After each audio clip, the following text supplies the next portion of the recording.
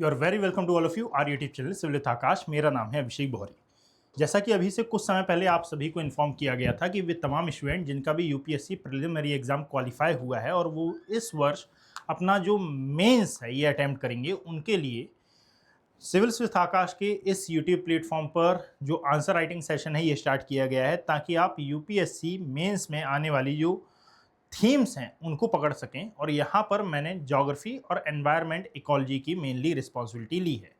Over the period of time मैं आपके साथ अदर जो सब्जेक्ट हैं ये भी साझा करूँगा, यानी कि जब जैसी जो भी कंडीशन रहेगी उसमें हम आगे बढ़ेंगे। अभी यदि आप देखेंगे तो जो कमल खुराना सर हैं, हमारी टीम के पूर्व मेंबर, उन्होंने आपके साथ ये जो पूरी थीम बेस्ड एनालिसिस है इसको स्टार्ट किया था। और आज की इस क्लास से मैं आपके साथ ज्योग्राफी से रिलेटेड जो थीम्स हैं, जो प्रीवियस ईयर क्वेश्चंस हैं, उनको साझा करूंगा। सबसे पहले मैं आपके बारे में कुछ यानी सबसे पहले मैं इस सेशन के बारे में कुछ चीज़ें बता देता हूं कि एक्चुअली में ये सेशन कैसा रहने वाला है। इसके लिए आप याद रखिएगा कि सबसे पहले मैं क्वेश्चन जो है ये स्क्रीन पर लिख दूंगा। आपको 2 मिनट का समय मिलेगा और ये 2 मिनट का इस समय में आपको आंसर राइटिंग नहीं करनी है। 2 मिनट के समय में आपको ये एनालाइज करना है कि भाई ये क्वेश्चन की डिमांड क्या है, इसकी थीम क्या है, और यदि आंसर राइटिंग आप करना चाह रहे हैं तो आपको किस ब्रॉडर सेंस के आस पास रहना है। ये तमाम प्रकार की बातें आपको सोचनी है उस 2 मिनट में, 2 से 3 मिनट 4 मिनट जितना भी, यानी कि अकॉर्डिंग टू क्वेश्चन हम इसको डिफाइन करेंगे और फिर मैं उसका जो आंसर है ये आपके सामने रखूंगा, यानी कि उसको समझाना चालू करूंगा। जहां पर डिटेलिंग की जरूरत होगी वहां पर मैं डिटेलिंग करूंगा और जहां पर डायरेक्टली समझाने वाला जो कंसेप्ट है मैं वो डायरेक्टली समझा दूंगा।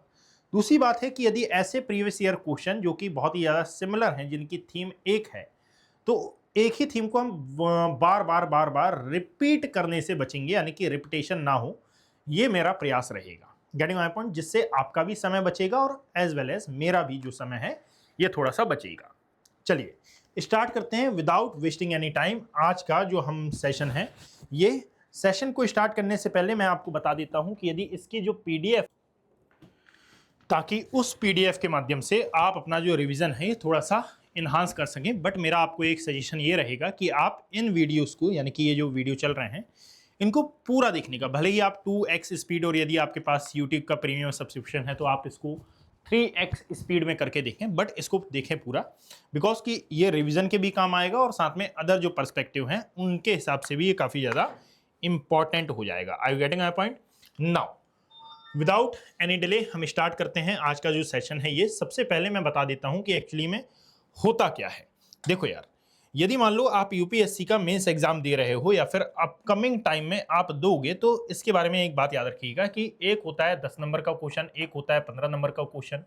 यदि आप 10 नंबर के क्वेश्चन की बात करते हैं तो एक क्वेश्चन में आप दे सकते हैं 7 मिनट, इसमें आपके लिए होते हैं लगभग 9 मिनट। क्यों? क्योंकि असल में इनमें जो वर्ल्ड लिमिट होती है ये अलग अलग होती है। फिर अकॉर्डिंग टू क्वेश्चन ये जो वर्ल्ड लिमिट है ये 150 से 200 के बीच में जाती है। 15 नंबर के लिए जो वर्ल्ड लिमिट है ये बढ़ जाती है। हमको टू द पॉइंट वहां पर एक्चुअली में जो क्वेश्चन है इसको समझना होता है, क्वेश्चन के अप्रोच को समझना होता है और क्वेश्चन के अप्रोच को समझते हुए उसे आंसर देना होता है। Getting my point? अब देखिएगा कि मैं इसमें अपनी मोबाइल की जो स्क्रीन है इसका सहारा लूंगा। कारण यह है कि असल में जो भी क्वेश्चंस हैं वो मेरी इस मोबाइल की स्क्रीन पर अवेलेबल हैं, तो मैं इससे देखकर क्वेश्चन लिखूंगा। सो यहाँ पर ये क्वेश्चन लिखे हुए हैं मेरे पास कि what is sea surface temperature rise, how does it affect the formation of tropical cyclones. ठीक है, ये 2024 का क्वेश्चन है। मैं इसको लिखता हूं, फिर आपको मैं समय दूंगा, आप इसकी जो डिमांड है इसको समझिएगा और अकॉर्डिंग टू डिमांड फिर आप इसका आंसर दीजिएगा। ठीक है भाई, सबसे पहले क्वेश्चन क्या है देखो, जस्ट अ सेकेंड। सबसे पहले यदि क्वेश्चन की बात करें तो what is sea surface temperature rise, इसके बारे में बातचीत की गई है। What is sea surface, what is sea surface temperature rise, what is sea surface temperature rise. ठीक है, यानी कि समुद्र सतह का तापमान बढ़ना क्या है। How does it affect, how does it affect how does it affect the formation of formation of tropical cyclone, tropical, ठीक, साइक्लोन। क्वेश्चन की डिमांड समझ में आई, ठीक। अब यह क्वेश्चन कैसा है, सो याद रखो कि ये 10 मार्कर क्वेश्चन है, 10 मार्कर क्वेश्चन है। और इस 10 मार्कर क्वेश्चन में एक्चुअली में आपको कितने वर्ड्स में आंसर देना है, 150 वर्ड्स में आंसर देना है। और 2024 में ये जो क्वेश्चन है ये आपको देखने के लिए मिला था यूपीएससी के मेंस एग्जाम में। Getting my point? I think मुझे नहीं लगता कि ईयर आपको बताने की ज़्यादा आवश्यकता होगी, बस ये ज़रूरत है कि भाई आप इस क्वेश्चन को समझ पाएँ। नाउ देखो कहाँ गया है, यह है टाइमर, इसको मैं सेट कर देता हूँ यहाँ पर, यहाँ नीचे की ओर, और ये आपके पास है अब 2 मिनट, आपका टाइम शुरू होता है। अब समझो क्वेश्चन की डिमांड और बताओ इसके बारे में, ठीक है।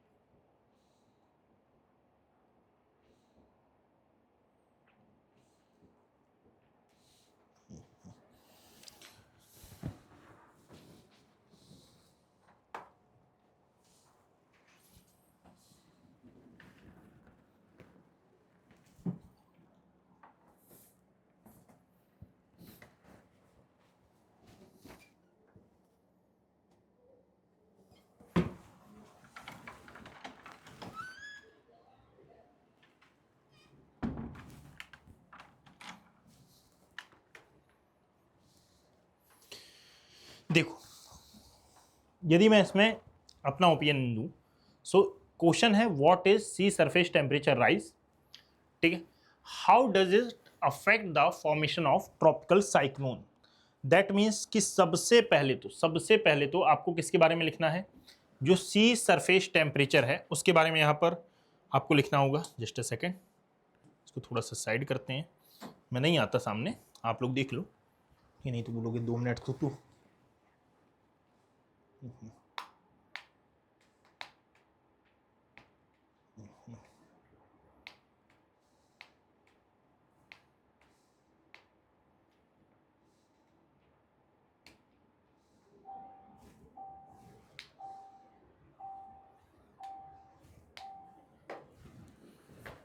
चलिए टाइम्स अप। नाउ देखिएगा डिमांड क्या थी क्वेश्चन की। यदि आप क्वेश्चन की डिमांड समझोगे तो आपको समझ में आएगा कि भाई यहाँ पर ना 2-3 चीज़ों के बारे में बातचीत की गई थी। एक तो सी सरफेस का टेम्परेचर, ठीक है, एक तो बात की गई थी सी सरफेस का जो टेम्परेचर है इसके बारे में, यानी कि सबसे पहले आपको सी सरफेस टेम्परेचर समझाना था, फिर आपको सी सरफेस टेम्परेचर राइज के बारे में समझाना था। क्यों समझाना था? क्योंकि सबसे पहले तो ये मालूम होना चाहिए ना कि जो बढ़ोतरी की बात हो रही है, यानी कि समुद्र सतह के तापमान में जिस बढ़ोतरी की बात हो रही है, बढ़ोतरी एक्चुअली में है क्या, तो समुद्र सतह का तापमान क्या है, बात समझिए। दूसरी बात है कि एक्चुअली में साइक्लोन फॉर्मेशन के लिए कौन कौन सी अनुकूल परिस्थितियां विद्यमान हैं, साइक्लोन फॉर्मेशन के लिए कौन कौन सी अनुकूल परिस्थितियां होनी चाहिए किसी भी स्थान पर, और फिर इन दोनों का जो कोरिलेशन है ये आपको बताना है। यानी कि सी सरफेस टेम्परेचर कैसे बढ़ रहा है, यानी कि ओशन वार्मिंग कैसे बढ़ रही है, ओशन वार्मिंग के कारण किस प्रकार से जो साइक्लोन फॉर्मेशन के लिए एप्रोप्रिएट कंडीशंस हैं वो फॉर्म हो रही हैं, और इन एप्रोप्रिएट कंडीशंस के अकॉर्डिंगली किस प्रकार से ये जो टाइफून है, जो आम्फा है, यानी कि जो लोकल अभी रिसेंटली जो साइक्लोन फॉर्म हुए हैं, इनकी इंटेंसिटी बढ़ गई है। इन दोनों का कोरिलेशन आपको इस जो क्वेश्चन है इसमें बताना था। अब सबसे पहले हम शुरू करते हैं कि एक्चुअली में किस प्रकार से आप इसको लिखेंगे। जैसे ही लाइक यदि मैं सी सरफेस टेम्परेचर की बात कर रहा हूं तो what is the meaning of sea surface temperature, इसमें आप ये समझाएंगे कि भाई समुद्र की जो सतह है ये अपारदर्शी सतह होती है, और यहां पर यदि आप देखो तो कंडीशन ये हो जाती है कि यहां पर जो 200 फीट तक का एरिया है यहां पर सूर्य का प्रकाश पहुंच पाता है। इसको नाम दिया जाता है क्या, इसको नाम दिया जाता है फुटिक जोन वाला एरिया, ये आपको पता है। अब जरा समझने की कोशिश करिएगा कि भाई साहब जब आप आगे देखोगे, जस्ट अ सेकेंड, हाँ ठीक है, यहाँ पर ये वाला जो रीजन है, यहाँ का तापमान बहुत ही ज्यादा अफेक्ट होता है, इसको नाम दिया जाता है sea surface temperature. Sea surface temperature that means कि समुद्र की ऊपरी सतह का तापमान, जिसको हम बोलते हैं सी सरफेस टेम्परेचर। नाउ यदि ये सी सरफेस टेम्परेचर की हम बात करें तो ये बढ़ क्यों रहा है इसका तापमान? बिकॉज कि कंटिन्यूसली जो समुद्र में सैलिनिटी है ये बढ़ रही है। सैलिनिटी कैसे बढ़ रही है? तो आप देखोगे कि हमारी पृथ्वी का जो औसत तापमान है, जो एवरेज टेम्परेचर है, ये एवरेज टेम्परेचर ही इन्हांस हो रहा है।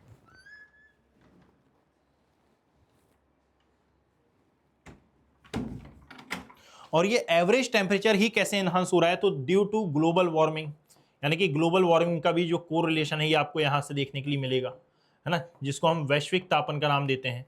ग्लोबल वार्मिंग के कारण, दैट मीन्स वैश्विक तापन के कारण कंटिन्यूसली ये जो ग्रीन हाउस गैस इमिशन है वो हो रहा है। ग्रीन हाउस गैस इमिशन के कारण एक्चुअली में जो ओशनिक सरफेस है इसका तापमान जितना गिरना चाहिए था उतना नहीं गिर रहा है। तो यहाँ पर यानी हीट बजट अर्थ का बिगड़ रहा है, और अर्थ का हीट बजट डिसबैलेंस होने के कारण एक्चुअली में जो ओशंस का, ओशनिक सरफेस का जो टेम्परेचर है ये राइजिंग की कंडीशन में है। क्या है ये? राइजिंग की कंडीशन में है। Are you getting my point? अब यहां पर यह आपने समझाया, यानी कि सबसे पहले सी सरफेस टेम्परेचर होता क्या है, सी सरफेस टेम्परेचर राइज क्यों हो रहा है? क्योंकि जो इंडस्ट्रियलाइजेशन, साथ में ये अर्बनाइजेशन हम कर रहे हैं, वनों की कटाई यानी कि डिफॉरेस्टेशन जो हम कर रहे हैं, इसके कारण ग्रीन हाउस गैसों के जो इमिशन है, इसमें green house gas emission intensify हो रहा है। और due to intensify of green house gas emission आप देखोगे कि अर्थ का जितना तापमान गिरना चाहिए उतना नहीं गिर रहा है, और साथ में ये कंटिन्यूसली बढ़ते जा रहा है। और कंटिन्यूसली बढ़ने के कारण ही आप बोलोगे कि भाई ये जो सी सरफेस का टेम्परेचर है ये कंटिन्यूसली राइज भी हो रहा है। Getting my point? और यदि ये कंटिन्यूसली राइज हो रहा है तो अब यहां पर क्वेश्चन की दूसरी डिमांड ये है कि बताइए ये एक्चुअली में जो साइक्लोन फॉर्मेशन है उसके लिए कैसे रिस्पॉन्सिबल है। तो अब आपको जो दूसरा डायमेंशन है इसमें वो क्लियर करना होगा, क्योंकि यहां पर सबसे पहले तो ट्रॉपिकल साइक्लोन को दो लाइन में आपको डिफाइन करना है कि what is the meaning of tropical cyclone. और दो लाइन में कैसे डिफाइन करेंगे इसको? व्हाट हैपेंड यार?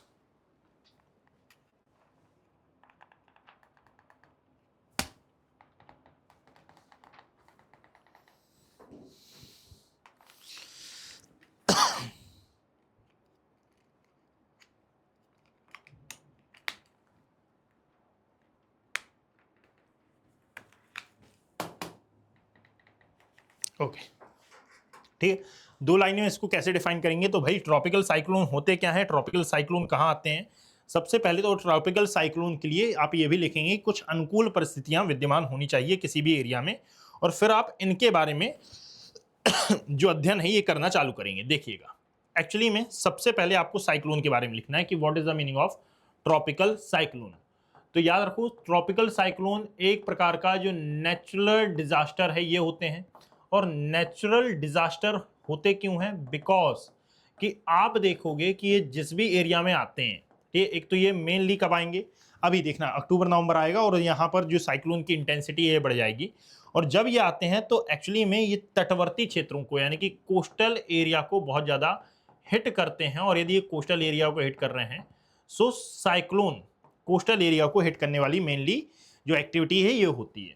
इसका फॉर्मेशन कहाँ पर होता है? तो इसके फॉर्मेशन के लिए कुछ रिस्पॉन्सिबल कंडीशंस यहाँ पर होती हैं, जैसे कि लाइक एक तो है कोरियोलिस फोर्स। ये कोरियोलिस फोर्स क्या है? कोरियोलिस फोर्स वो फोर्स है जिसके कारण अर्थ, अब कोरियोलिस फोर्स आपको डिफाइन नहीं करना है बिकॉज की क्वेश्चन की डिमांड ही नहीं है कि आप कोरियोलिस फोर्स डिफाइन करो। क्वेश्चन की डिमांड है कि साइक्लोन फॉर्मेशन को कैसे इंटेंसिफाई कर रहा है हमारा सी सरफेस टेम्परेचर, तो हमको इसी में रहना है। यहां पर समझना कि सबसे पहले कोरियोलिस फोर्स आपको मालूम होना चाहिए कि ये जो नदर्न हेमिस्फीयर में विंड्स होती हैं ये अपने राइट हैंड साइड, और सदर्न हेमिस्फीयर में जो विंड्स होती हैं ये अपने लेफ्ट हैंड साइड मूव कर जाती हैं। इसको नाम दिया जाता है कोरियोलिस फोर्स। इसके अलावा यदि आप देखोगे तो जो सी सरफेस टेम्परेचर है ये बहुत ज़्यादा जरूरी होता है, और इसी को इन शॉर्ट कहा जाता है SST। और यदि मैं सी सरफेस टेम्परेचर की बात करूं तो एक एप्रोप्रिएट सी सरफेस टेम्परेचर माना जाता है 26 डिग्री सेल्सियस से लेकर 26.5 डिग्री सेल्सियस से लेकर 27 डिग्री सेल्सियस के बीच में, गेटिंग माय पॉइंट। यदि इतना कोई किसी भी स्थान का टेम्परेचर है तो असल में ये साइक्लोन फॉर्मेशन के लिए एक एप्रोप्रिएट कंडीशन होती है, और चूंकि ये एप्रोप्रिएट कंडीशन होती है तो यहां पर ये डायरेक्टली कनेक्टेड है प्रेशर से। सो आपको यहां पर प्रेशर के बारे में भी डिफाइन करना होगा। So it is directly, if it is directly connected with pressure, so winds always blow from high pressure to low pressure. If winds always blow from high pressure to low pressure, और यदि यहां पर Coriolis force work कर रहा है और साथ में यहां पर जो लेटेंट हीट है, संघनन की गुप्त ऊष्मा है, ये भी बहुत ज्यादा है। सो संघनन की गुप्त ऊष्मा ज्यादा होने की कंडीशन में अब क्या होगा कि यहां पर क्लाउड फॉर्मेशन देर से होगा, और यदि क्लाउड फॉर्मेशन देर से होगा तो यहां पर साइक्लोन टाइप जो कंडीशंस हैं ये आपको देखने के लिए मिलेंगी। दैट मीन्स कहने का मतलब मेरा ये है कि जब आप इस पूरे क्वेश्चन को देखेंगे तो इस पूरे क्वेश्चन की डिमांड है सबसे पहले आप एसएसटी के बारे में डिस्कस, सबसे पहले सी सरफेस टेम्परेचर के बारे में डिस्कस करें, फिर जो सी सरफेस टेम्परेचर राइजिंग है इसके बारे में आप डिस्कस करें। सी सरफेस टेम्परेचर राइजिंग के बारे में डिस्कस करने के पश्चात फिर आप देखेंगे कि ये जो सी सरफेस टेम्परेचर है ये साइक्लोन फॉर्मेशन के लिए किस प्रकार से जो कंडीशंस है इनको फॉर्म करता है, और साइक्लोन फॉर्म होने के लिए कौन कौन सी कंडीशन यहाँ पर जरूरी है। इन्हीं के बीच में यदि आप देखें तो यहाँ पर आप एक फ्लो चार्ट का भी इस्तेमाल कर सकते हैं, और ये फ्लो चार्ट कैसा होगा कि भाई देखो एक्चुअली में सबसे पहले तो क्या हो रहा है, सबसे पहले ओशन सरफेस वार्म हो रही है, यानी कि ओशन वार्मिंग की जो यहाँ पर घटना है ये हो रही है। ड्यू टू ओशन वार्मिंग यहाँ पर सी सरफेस का टेम्परेचर बढ़ रहा है। सी सरफेस का टेम्परेचर बढ़ने के कारण यहाँ पर साइक्लोन की जो इंटेंसिटी है ये बढ़ रही है। यहाँ पर मेंशन करना ना भूलें कि हम ट्रॉपिकल साइक्लोन की बात कर रहे हैं, और यदि ट्रॉपिकल साइक्लोन की इंटेंसिटी बढ़ रही है तो इसका जो इफेक्ट है ये वैश्विक आधार पर ग्लोबल लेवल पर आपको ऐसे देखने के लिए मिलेगा कि असल में इवेपराइजेशन बहुत ज्यादा हो रहा है। आप देखोगे मॉइस्चर की मात्रा बहुत ज्यादा बढ़ रही है, और it is directly connected with cyclone energy, इन सबको आप बताएंगे। और यहीं पर बीच में यानी कि यहाँ कहीं पर आपको एक डायग्राम भी पुट करना होगा किसका, ट्रॉपिकल साइक्लोन का, जिसमें आप बताएंगे कि एक्चुअली में एक होती है साइक्लोन की आंख, यानी कि डायग्राम में ही जो साइक्लोन यानी कंपोनेंट्स ऑफ साइक्लोन है उनके बारे में देखेंगे। कैसे देखेंगे, तो एक होती है साइक्लोन की वॉल, यहाँ पर होती है साइक्लोन की आई, यहाँ पर होता है क्लाउड फॉर्मेशन, यहाँ होती है बारिश, यहाँ पर होती है बारिश, ये होती है हमारी सी सरफेस टेम्परेचर। ऐसा एक डायग्राम आप फॉर्म करेंगे, और इस डायग्राम के साथ ही आपका जो वो है क्या, मेन बॉडी खत्म होगी और साथ में कंक्लूजन स्टार्ट होगा। कंक्लूजन के तौर पर आप ये बोल सकते हैं कि अतः स्पष्ट है ना, कि सी सरफेस टेम्परेचर जो साइक्लोन फॉर्म की कंडीशंस है इनके लिए बहुत ज्यादा रिस्पॉन्सिबल होता है। ठीक है, यानी कि ये किस प्रकार से अफेक्ट कर रहा है, और इस प्रकार से आपका जो क्वेश्चन है ये समाप्त होगा, यानी कि एक बहुत ही सुंदर मैनर में। ये एक और बात याद रखना कि जब आप ये पूरा आंसर लिखेंगे ना तो आपको 10 में से 10 नहीं मिलने वाले। ऐसा कभी नहीं होगा कि आपको 10 में से 10 मिल जाए, बात समझिए, ऐसा बिल्कुल नहीं होगा। जो मैक्सिमम आप यानी नंबर मानकर चलें वो 7 मानकर चलें। यदि आप मान लीजिए टेस्ट दे रहे हैं और आपके 5, 5.5, 6 नंबर आ रहे हैं, that means it is a good choice, it is a good number, good score. Why? क्योंकि याद रखो कि पूरे मार्क्स कभी भी नहीं देता यूपीएससी, और इतना परफेक्ट कोई होता नहीं है यूपीएससी के कंटेक्स्ट में। यूपीएससी को कभी भी कोई इतना परफेक्ट नहीं लगा। और बट ऑब्वियस सी बात है कि यदि आपका प्रिलिमिनरी एग्जाम निकला है तो आप इसके बारे में डिटेल से जानते होंगे। तो डिटेल से जानते हैं तो आपको ये मालूम होगा कि भाई एक्चुअली में 50% लाने पर आपको आईएएस मिल जाता है। Getting my point? वही हमको करना है। तो ये it is a very good answer, it is a very good approach. Getting my point? Now यहां तक कोई दिक्कत नहीं है। अब हम अगले क्वेश्चन पर आते हैं। जो अगला क्वेश्चन है हमारा, why is the world today confronted with a crisis of availability of and access to fresh water resources, इसके बारे में हमको लिखना है। मैं क्वेश्चन लिख देता हूं सबसे पहले। Why is the world today, why is the world today, why is the world today, ठीक, कॉन्फ्रंटेड fronted with a crisis of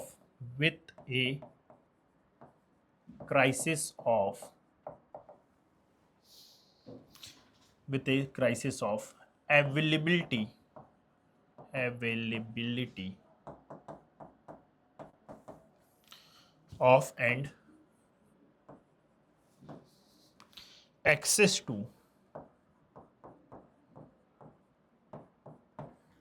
fresh water resources, fresh water resources। ठीक है, जब आप पीडीएफ लेंगे ना तो वहां पर लिखा हुआ है कि कौन सा क्वेश्चन कब का है।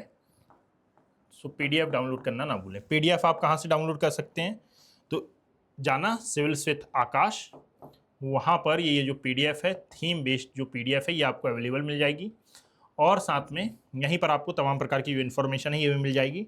और बाकी आप मुझसे भी ज्वाइन हो सकते हैं मेरे टेलीग्राम हैंडल पर, जिसका नाम है Abhishek Kumar geography. Getting my point now. साथ में याद रखिएगा कि एवरी मॉर्निंग 8:50 पर मैं अपना जो द हिंदू का सेशन है ये भी लेता हूँ, आप इसको भी ज्वाइन कर सकते हैं। 10 मार्कर ये क्वेश्चन है, और इस 10 मार्क्स के क्वेश्चन को जरा समझने की कोशिश करिएगा। You have only 2 minutes for understand this question.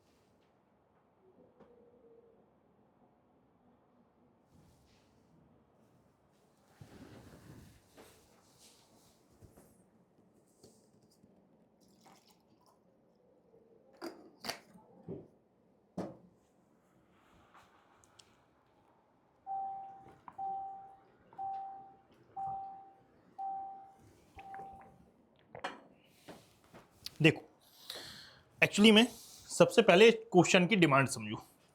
Demand क्या है क्वेश्चन की? यहां पर बताया गया है, why is the world today confronted with a crisis of availability of and access to fresh water resources. That means यहां पर क्वेश्चन की डिमांड को यदि आप समझें तो सबसे पहले तो यहां पर अवेलेबिलिटी की बात की गई है। एक किसकी है? अवेलेबिलिटी, उपलब्धता की यहां पर बात आती है। जस्ट अ सेकंड भाई, लिखाओगे। सबसे पहले अवेलेबिलिटी, उपलब्धता, गेटिंग माय पॉइंट। फिर दूसरी बात यहां पर आई है एक्सेसिबिलिटी। ठीक है, यानी कि आप कितना यूज कर पाए, कितना उपलब्ध है और आपकी पहुंच में कितना है। जब आप आंसर राइटिंग लिखेंगे तो एक सिनेरियो याद रखिएगा कि क्वेश्चन की डिमांड में यदि अवेलेबिलिटी है, ठीक है, क्वेश्चन की डिमांड में यदि अवेलेबिलिटी है, क्वेश्चन की डिमांड में यदि एक्सेस है, क्वेश्चन की डिमांड में यदि फ्रेश वाटर है, सो आपको यहीं पर जाना है। और इसमें एग्जाम्पल्स भी आपको पुट करने होंगे, जैसे साहिल वाटर क्राइसिस है, क्यूबा वाटर क्राइसिस है, ये तमाम प्रकार के जो क्राइसिस हैं इनके बारे में भी आपको यहाँ पर डिफाइन करना होगा। क्वेश्चन की अप्रोच कैसी होनी चाहिए? सबसे पहले तो एक्सेस एंड अवेलेबिलिटी के बारे में आप यहाँ पर लिखो, एक्सेस, ठीक, and availability, getting my point. उपलब्धता प्लस पहुंच, फिर इसमें आप देखोगे कॉजेस, फिर यहां पर आप लिखोगे कॉन्सिक्वेंस, ठीक, कॉन्सिक्वेंस, और फिर इसके बाद आप लिखोगे क्या, जो डायग्राम या फिर एग्जाम्पल सॉल्यूशन वगैरह ये। अब ये जो एग्जाम्पल की मैं बात कर रहा हूं ये कहां पर आएगा, सो याद रखिएगा कि यहीं पर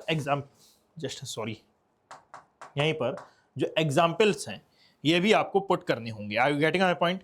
मैं क्या बोलना चाह रहा हूं, मेरा कहने का मतलब है कि सबसे पहले तो यदि एक्सेस और अवेलेबिलिटी के बारे में पूछा है तो आपको क्वेश्चन की डिमांड के अकॉर्डिंग टू क्वेश्चन की डिमांड आप बताओगे कि एक्चुअली में अर्थ का 71% एरिया ये वाटर से घिरा हुआ है, लेकिन ये अवेलेबल वाटर है, और अवेलेबल वाटर का मतलब कि ये एक्सेसिबल नहीं है। और क्यों नहीं है? बिकॉज कि इट इज स्लाइन वाटर। कैसा है ये स्लाइन वाटर की कैटेगरी में आता है। यानी कि यदि इस 71% को हम 100% मानते हैं तो इस 100% का 98% इज स्लाइन वाटर। कैसा है ये? स्लाइन वाटर, खारा पानी है।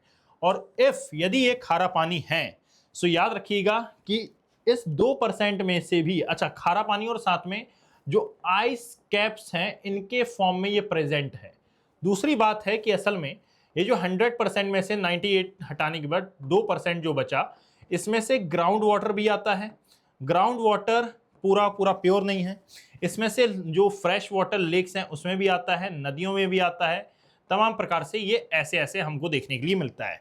सो हमारे पास जो एक्सेसिबल वाटर है इसमें से ओनली 1% है।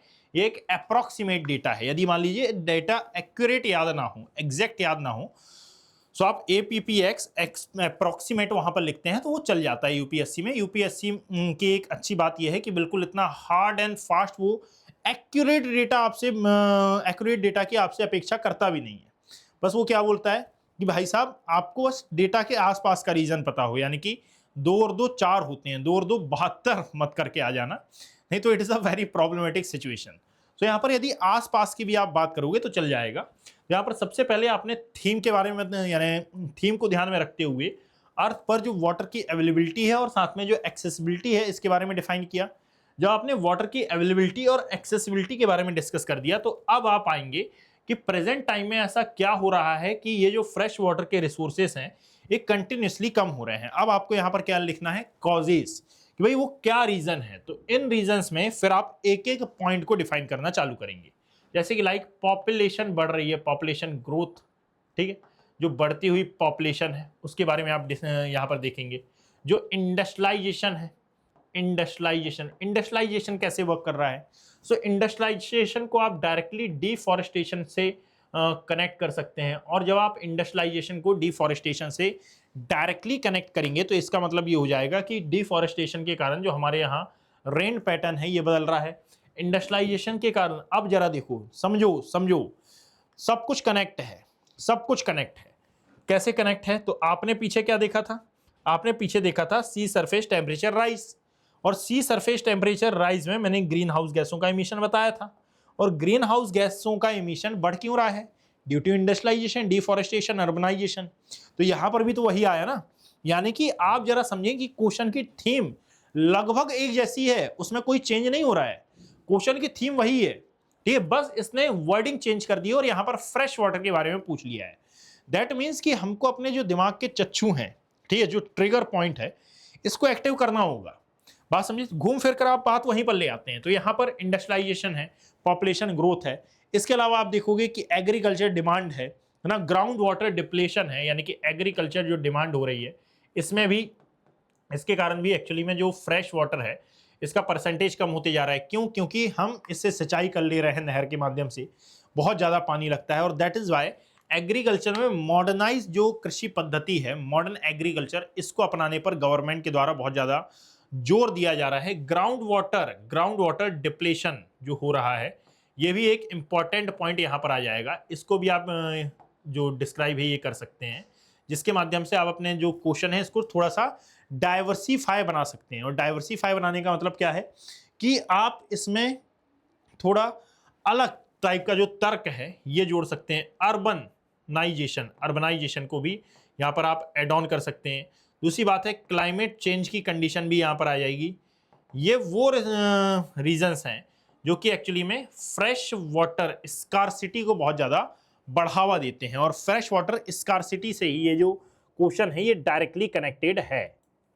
यानी कि जब आप इन रीजंस को पढ़ोगे और थोड़ा सा डीपली पढ़ोगे तो आपको मालूम चलेगा कि एक्चुअली में ये जो फ्रेश वाटर अवेलेबिलिटी है, फ्रेश वाटर एक्सेसिबिलिटी है, या फिर फ्रेश वाटर स्कर्सिटी है, ये एक्चुअली में बस एक फिजिकल डायमेंशन नहीं है। बात समझो, ठीक है मैं बताना क्या चाह रहा हूं, it is not only a physical dimension. ठीक है, यहां पर आप देखोगे कि इसको आपको फिजिकल के साथ, क्योंकि है तो ज्योग्राफी का क्वेश्चन, इसको आपको फिजिकल के साथ साथ इकोनॉमिक भी लेकर चलना है। ठीक है, और यहां पर जो गवर्नेंस है ये भी ऐड ऑन हो जाएगी, यानी कि इसमें गवर्नमेंट क्या क्या प्रयास कर रही है उसके बारे में भी आपको पता बताना होगा। ठीक है, कमेंट सेक्शन में ये मत बोलना कि सर आपकी जो स्पेलिंग है ये गलत है। भाई मैं बार बार अगेन एंड अगेन ये बात रिपीट करता हूं कि इस बोर्ड से मैं फ्रेंडली नहीं उतना, getting my point. That is why मेरे जो राइटिंग है उस पर मत जाइएगा। यदि आपको मेरी जो मैपिंग और राइटिंग वगैरह है ये देखनी हो तो आप ऑफलाइन क्लास में एक दिन के लिए आना, फ्री ऑफ कॉस्ट आपको बैठाने की रिस्पॉन्सिबिलिटी मेरी हो जाएगी, और फिर वहाँ पर आप मुझसे पढ़िएगा, बिकॉज कि उस बोर्ड से मैं बहुत ही ज़्यादा फ्रेंडली हूँ। तो यहाँ पर आप याद रखिएगा कि एक्चुअली में फिजिकल अप्रोच के साथ साथ आपको यहाँ पर इकोनॉमिक और जो गवर्नेंस क्राइसिस वाला जो सेगमेंट है ये भी जोड़ना होगा। साथ में कुछ एग्जाम्पल्स को भी आप यहाँ पर फॉलो कर सकते हैं, और ये एग्जाम्पल्स के तौर पर आप क्या लोगे, जैसे साहेल रीजन, जो अफ्रीका का साहेल रीजन है, यहां पर फ्रेश वाटर क्राइसिस है, Cape Town fresh water crisis है, या फिर केप टाउन वाटर क्राइसिस है। इनके बारे में आप ये एग्जाम्पल पुट कर सकते हो। क्यों कर सकते हो यही एग्जाम्पल पुट, बिकॉज कि ये रिसेंटली चर्चा में रहे थे। रिसेंटली कब, उस टाइम भी, यानी कि जब का ये क्वेश्चन है 2023 का, उस समय भी ये चर्चा में थे। आज भी यदि आप वर्ल्ड में देखोगे तो ऐसे कई टॉपिक हैं, ऐसे कई क्वेश्चंस हैं जो कि बहुत ज़्यादा चर्चा में रहते हैं, बहुत ज़्यादा चर्चा में रहते हैं fresh water accessibility, fresh water availability को लेकर। गेटिंग माय पॉइंट, ये दूसरा क्वेश्चन था। चलिए स्टार्ट करते हैं थर्ड टाइप ऑफ क्वेश्चन, यानी थर्ड टाइप ऑफ क्वेश्चन नहीं, discuss the natural resources potential of the Deccan trap. देखा होगा आपने ये क्वेश्चन क्या है, ये क्वेश्चन नंबर थर्ड है, क्वेश्चन नंबर थर्ड। ठीक है, चलिए विदाउट वेस्टिंग एनी टाइम हम स्टार्ट करते हैं। क्वेश्चन को मैं व्हाइट कलर से लिखता हूं, देखो क्या लिखा हुआ है, discuss the natural, discuss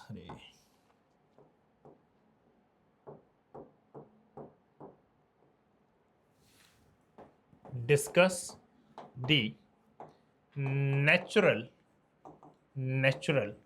resources, discuss the natural resources, potential of the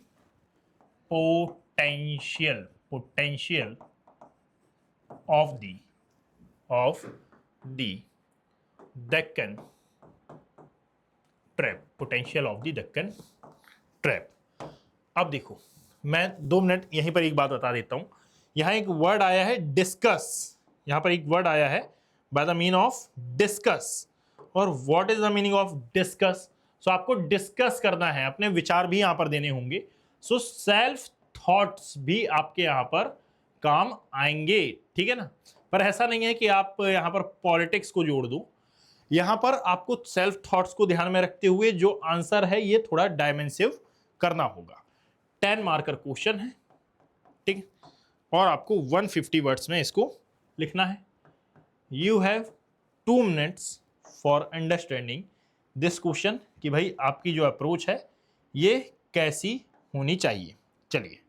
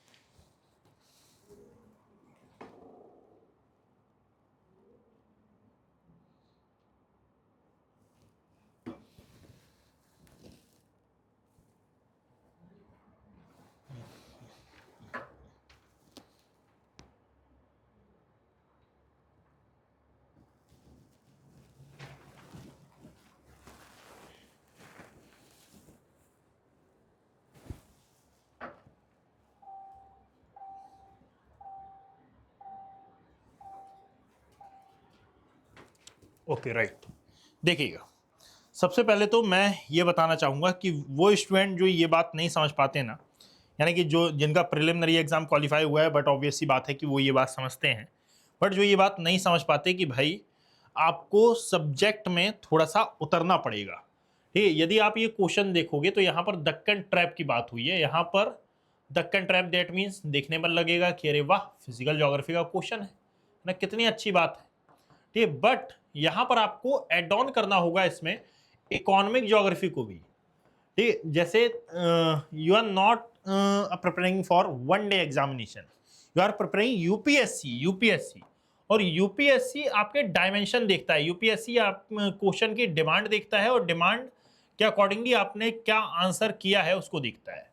जैसे यदि यहाँ पर वर्ड्स हाईलाइट करोगे तो यहाँ पर एक वर्ड है नेचुरल रिसोर्स पोटेंशियल। ये नेचुरल रिसोर्सेज तो ठीक है, ये पोटेंशियल वर्ड क्यों यूज किया गया है? क्योंकि दक्कन ट्रैप के फॉर्मेशन को आपको यहां पर बताना होगा और अकॉर्डिंग टू फॉर्मेशन आप ये बताओगे कि भाई यहां पर क्यों नेचुरल रिसोर्सेस पोटेंशियल मौजूद है। और ये नेचुरल रिसोर्सेस पोटेंशियल को आप इकोनॉमी से कनेक्ट करोगे, जैसे बिल्डिंग मटेरियल, बिल्डिंग जो मटेरियल्स होते हैं ये यहाँ पर प्रेजेंट हैं, साथ में अदर जो मेटलिक मेटल्स मिनरल्स होते हैं ये यहाँ पर प्रेजेंट हैं। इन सभी के बारे में आप डिस्कस करोगे। दैट मीन्स कि आपकी सबसे पहले अप्रोच क्या होनी चाहिए? सबसे पहले तो आप बताओगे अप्रोच में कि भाई जो दक्कन ट्रैप वाला रीजन है इसका फॉर्मेशन कैसे हुआ है। ठीक है, फर्स्ट ऑफ ऑल फॉर्मेशन के बारे में आप डिस्कस करोगे। फॉर्मेशन में एक एक जो वर्ड है इसको आपको यहाँ पर लिखना होगा। फिर आप यहाँ पर मैप में आ जाओगे। मैप के बाद आप यहाँ पर रिसोर्सेस लिखोगे कि यहाँ पर जो रिसोर्सेस की बात की गई है ये कौन कौन से हैं। फिर इसके बाद आप इसके इकोनॉमिक सिग्निफिकेंस की बात करोगे, इकोनॉमिक सिग्निफिकेंस। ठीक, बात समझिए। और आफ्टर डिस्कस इकोनॉमिक सिग्निफिकेंस आप इसमें सस्टेनेबिलिटी की बात करोगे कि किस प्रकार से इसमें सस्टेनेबिलिटी लाई जा सकती है। Are you getting my point? इस बात को आप याद रखिएगा।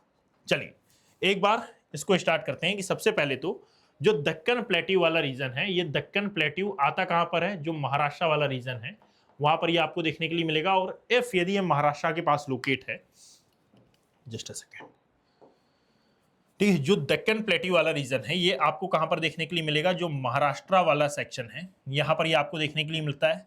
और महाराष्ट्र के पास यदि लोकेट है तो इसका फॉर्मेशन कैसे हुआ? फॉर्मेशन हुआ था इसका फिशर वॉल्केनिक इरप्शन से।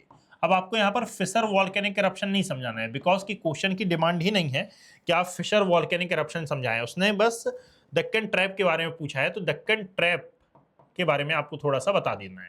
यहाँ पर ट्रैप का मतलब क्या है? टोपोग्राफी। सो यहाँ पर आपको दक्कन ट्रैप में टोपोग्राफी का भी थोड़ा सा यूज करना है कि भाई यहाँ पर जो टोपोग्राफीज आपको दिखाई देती हैं वो कौन सी हैं, एक लाइन में, ज्यादा नहीं, बिकॉज कि ये क्वेश्चन का सेकंड वर्ड है। पहला जो वर्ड है ये नेचुरल रिसोर्सेस के ऊपर है, तो हमारा जो ज्यादा फोकस रहेगा इन नेचुरल रिसोर्सेस पर रहेगा। That means fissure volcanic eruption हुआ, इसके कारण जो बेसाल्टिक लावा रॉक्स हैं इनका फॉर्मेशन हुआ। और इन बेसाल्टिक लावा रॉक्स में आपको विभिन्न प्रकार के जो मिनरल्स हैं ये देखने के लिए मिलते हैं। आई यू गेटिंग माय पॉइंट? बात समझिए। यहां पर याद रखो कि अब जब आपने ये डिफाइन कर दिया है, इस इतनी डेफिनेशन के बाद, इतने डिफाइन करने के बाद नाउ अब आप आएंगे और अब आप यहां पर रिसोर्सेस का जो डेटा है ये ऐड ऑन करेंगे। किसका? रिसोर्सेस का जो डेटा है ये ऐड ऑन करेंगे। और इसको ऐड ऑन करना कैसे है? सो सुनना, सबसे पहले आप यहां पर बताओगे कि जो दक्कन ट्रैप वाला एरिया है यहां पर आपको मिनरल्स बहुत ज़्यादा देखने के लिए मिलते हैं। जैसे यदि मैं एक सामान्य सा मैप यहाँ पर क्रिएट करूँ, सो ये है इंडिया का मैप। ठीक है, यहाँ पर यदि आपने इंडिया के मैप को फिजिकली डिवाइड किया हो सो आपको मालूम होगा कि भाई इस पूरे के पूरे मैप में दक्कन का पठार कहाँ आता है? ये वाला जो मेन रीजन है इसको नाम दिया जाता है दक्कन प्लेट्यू, महाराष्ट्र के आसपास का रीजन। लेकिन दक्कन के पठार का ही विस्तार माना जाता है ये पूरा पूरा एरिया, जहाँ पर दक्कन का पठार तो आता ही है, कर्नाटक का पठार भी आता है, तेलंगाना रायलसीमा का पठार भी आता है, यहाँ दंडकारण्य आता है, बस्तर का पठार आता है, मध्य प्रदेश में यदि आप देखोगे वो मालवा का पठार, और साथ में जो अदर एरियाज हैं जैसे यदि आप राजस्थान तक चले जाते हैं तो मारवाड़ प्लेट्यू। दैट मीन्स यहाँ पर जिस दक्कन ट्रैप की बात हो रही है वो दक्कन ट्रैप मेनली लोकेट है कहाँ पर, इस रीजन में।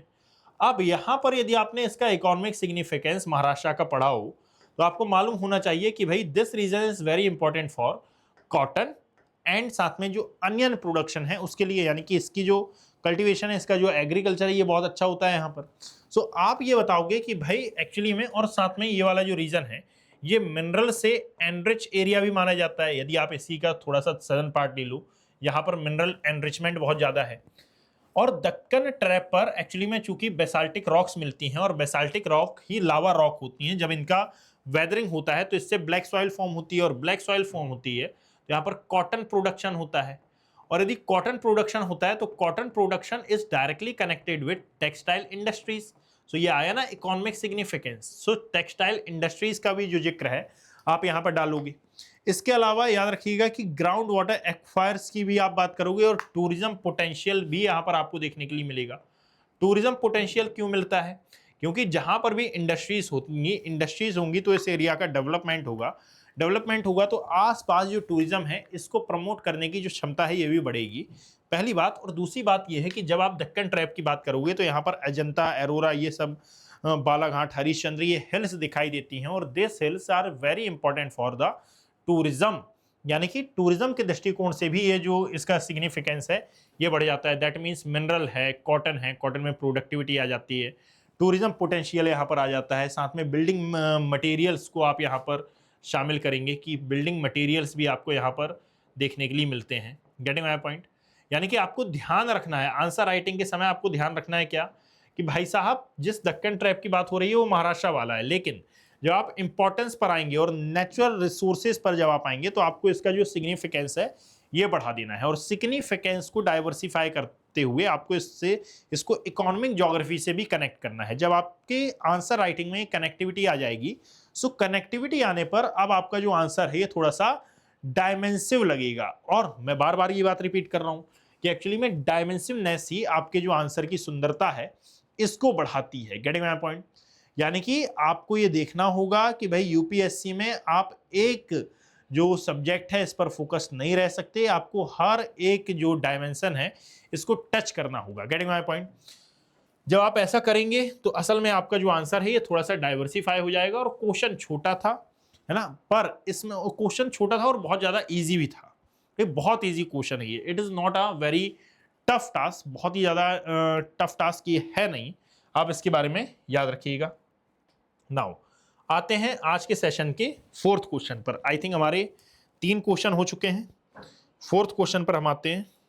देखो यहां पर डिस्कस किया गया है, differentiate the causes of landslide in the Himalayan region and western ghat.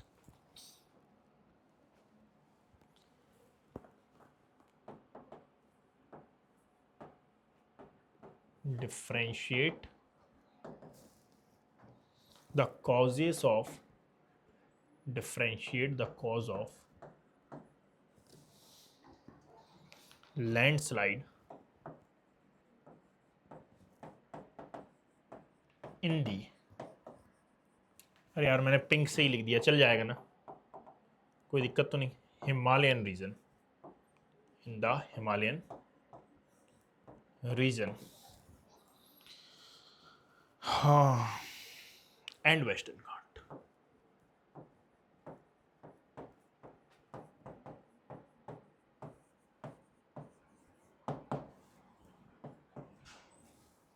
ठीक, डिस्कस बोला है, so it is not a only question, ठीक, it is a very demanding question.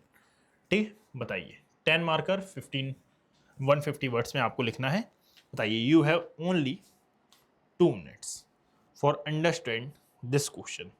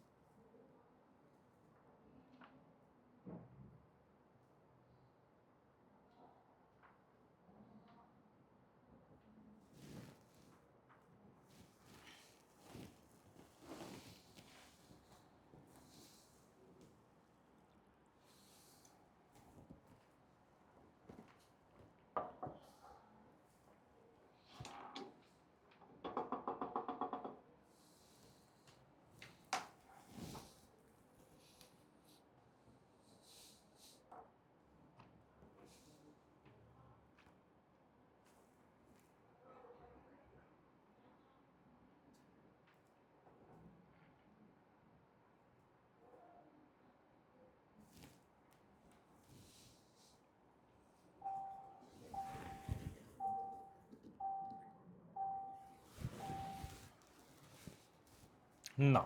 देखिए क्या समझे भाई, आपने ये समझा कि ये जो क्वेश्चन की डिमांड है ये 3 वर्ड्स पर डिपेंडेंट है, और ये 3 वर्ड्स कौन से हैं? So try to understand what I say. देखो क्वेश्चन की डिमांड, सबसे पहले लैंडस्लाइड को हाईलाइट करो, हिमालयन रीजन को हाईलाइट करो और वेस्टर्न घाट को आप हाईलाइट करो। ये 3 वर्ड्स हैं जो कि हाईलाइटेड मैनर में आपके लिए अवेलेबल हैं। सबसे पहले आपको एक्चुअली में लैंडस्लाइड के बारे में ये डिस्कस करना है, यानी कि लैंडस्लाइड के बारे में एक तो डेफिनेशन लिखो, कोर पॉइंट आपको पता है, ठीक है।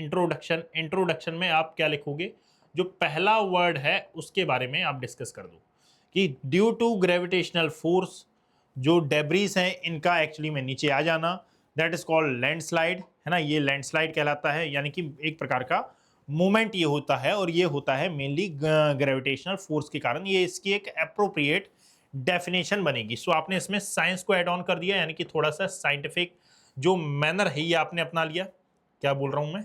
ड्यू टू ग्रेविटेशनल फोर्स, ये आपको देखने के लिए मिलेगा। Are you getting my point? अब एक और बात यहां पर यह है कि यहां पर दो बातें, एक और बात यहां पर यह है कि इसने हिमालयन रीजन और वेस्टर्न घाट का कंपैरिजन किया है। सो यहां पर आपके लिए जरूरी हो जाता है कि आप एक छोटा सा इंडिया का जो मैप है ये यहां पर ड्रॉ करें, ठीक है। और ये छोटा सा मैप, यानी कि जैसे लाइक यहां पर यदि मैंने इंडिया का एक मैप कुछ इस प्रकार से ड्रॉ कर दिया, क्या समझाने के लिए कि भाई वेस्टर्न घाट और जो इंडिया है इसकी जो ज्योग्राफिकल लोकेशन है ये अलग अलग है। सो बट ऑब्वियस ही बात है कि यहाँ पर लैंडस्लाइड आने का जो रीजन है ये भी अलग अलग होगा। कैसे होगा? सो देखो, this region is known as Himalayas, ठीक है। This region is known as Himalayas, पता है ना आपको। एंड दिस रीजन इज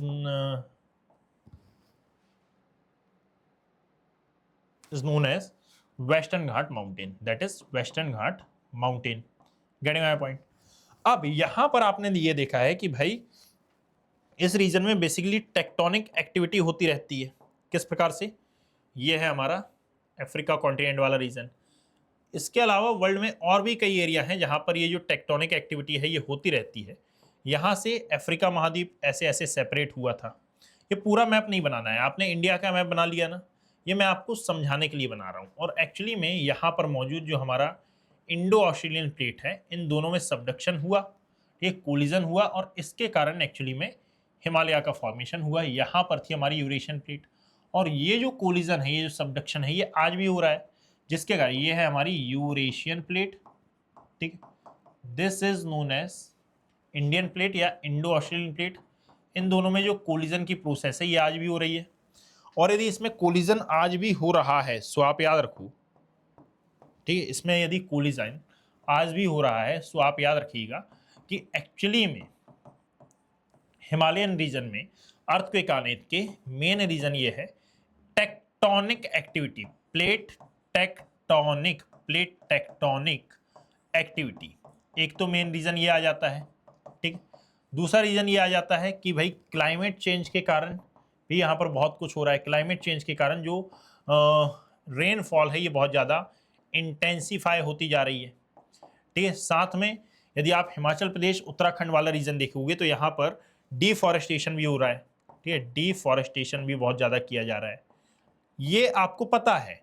लेकिन याद रखिएगा कि एक्चुअली में आपको अपना जो आंसर है ये कैसा करना है, डाइवर्सिफाई करना है। तो आप हिमालयन रीजन के बारे में और वेस्टर्न घाट के बारे में जब आप लिखोगे तो इससे पहले आपको एक चीज मेंशन करनी है कि एक्चुअली में इन रीजन में जो लैंडस्लाइड है ये होने के 2 मेन रीजन यहाँ पर आते हैं, सॉरी यहाँ पर 3 मेन रीजन्स को आपको डिस्कस करना होगा। और ये तीन मेन रीजन्स कौन से हैं? सो इसमें एक तो आता है जियोलॉजिकल पर्सपेक्टिव। क्या आता है ये? जियोलॉजिकल पर्सपेक्टिव या फिर जियोलॉजिकल कॉजेस, जियोलॉजिकल कॉज, ठीक है। फिर इसमें आता है एंथ्रोपोजेनिक कॉज, और ये बहुत ज़्यादा इंपॉर्टेंट भी प्रेजेंट के सिनेरियो में हो जाता है। और फिर आ जाता है यहाँ पर climatical cost, I you getting my point? So एक है एंथ्रोपोजेनिक कॉस्ट कॉजेस, एक आता है हमारा जियोलॉजिकल कॉजेस, और एक आता है climatical causes. These causes are very very very important. So इनके माध्यम से आप अपने आंसर राइटिंग में एक प्रकार से एनालिटिकल डायमेंशन ला सकते हैं। जैसे यदि जियोलॉजिकल कॉजेज की हम बात करें तो यहाँ पर आ जाएगा वीक रॉक्स, ठीक है। वीक रॉक्स के अलावा यहाँ पर टेक्टोनिक एक्टिविटीज, ऐसे कई टॉपिक्स को आप शामिल करेंगे। Getting my point. एंथ्रोपोजेनिक में क्या आ जाएगा, अनप्लान्ड कंस्ट्रक्शन यहाँ पर आ जाएगा। अनप्लान्ड कंस्ट्रक्शन में आपको एग्जाम्पल भी, यहाँ पर भी एग्जाम्पल पुट करने हैं, यहाँ पर भी एग्जाम्पल पुट करने हैं। एंथ्रोपोजेनिक में तो आपके पास इतने एग्जाम्पल हैं कि आप थक जाएंगे पुट करते करते। जैसे रिसेंट जो एग्जाम्पल हुआ ये होगा हमारा उत्तराखंड में, ठीक है। उत्तराखंड में यदि आपको ध्यान हो 2024 के आसपास कुछ जो मजदूर हैं ये फंस गए थे due to formation of tunnel, ठीक है, ड्यूरिंग फॉर्मेशन ऑफ टनल। तो यहाँ पर आप इसके जो एग्जाम्पल है ये पुट कर सकते हैं, उत्तराखंड का टनल इंसिडेंट, ठीक है। ये भी किस में आएगा, ये भी लैंडस्लाइड के मामले में आएगा। अर्बनाइजेशन, इसके अलावा डिफॉरेस्टेशन यहाँ पर आ जाएगा। Deforestation is directly connected with urbanisation. Now climatical condition में यहाँ क्या आ जाएगा, हैवी रेन, क्लाउड बस्ट की कंडीशन। अभी आपने रिसेंटली कई एरिया में क्लाउड बस्ट की कंडीशन सुनी होगी लास्ट ईयर।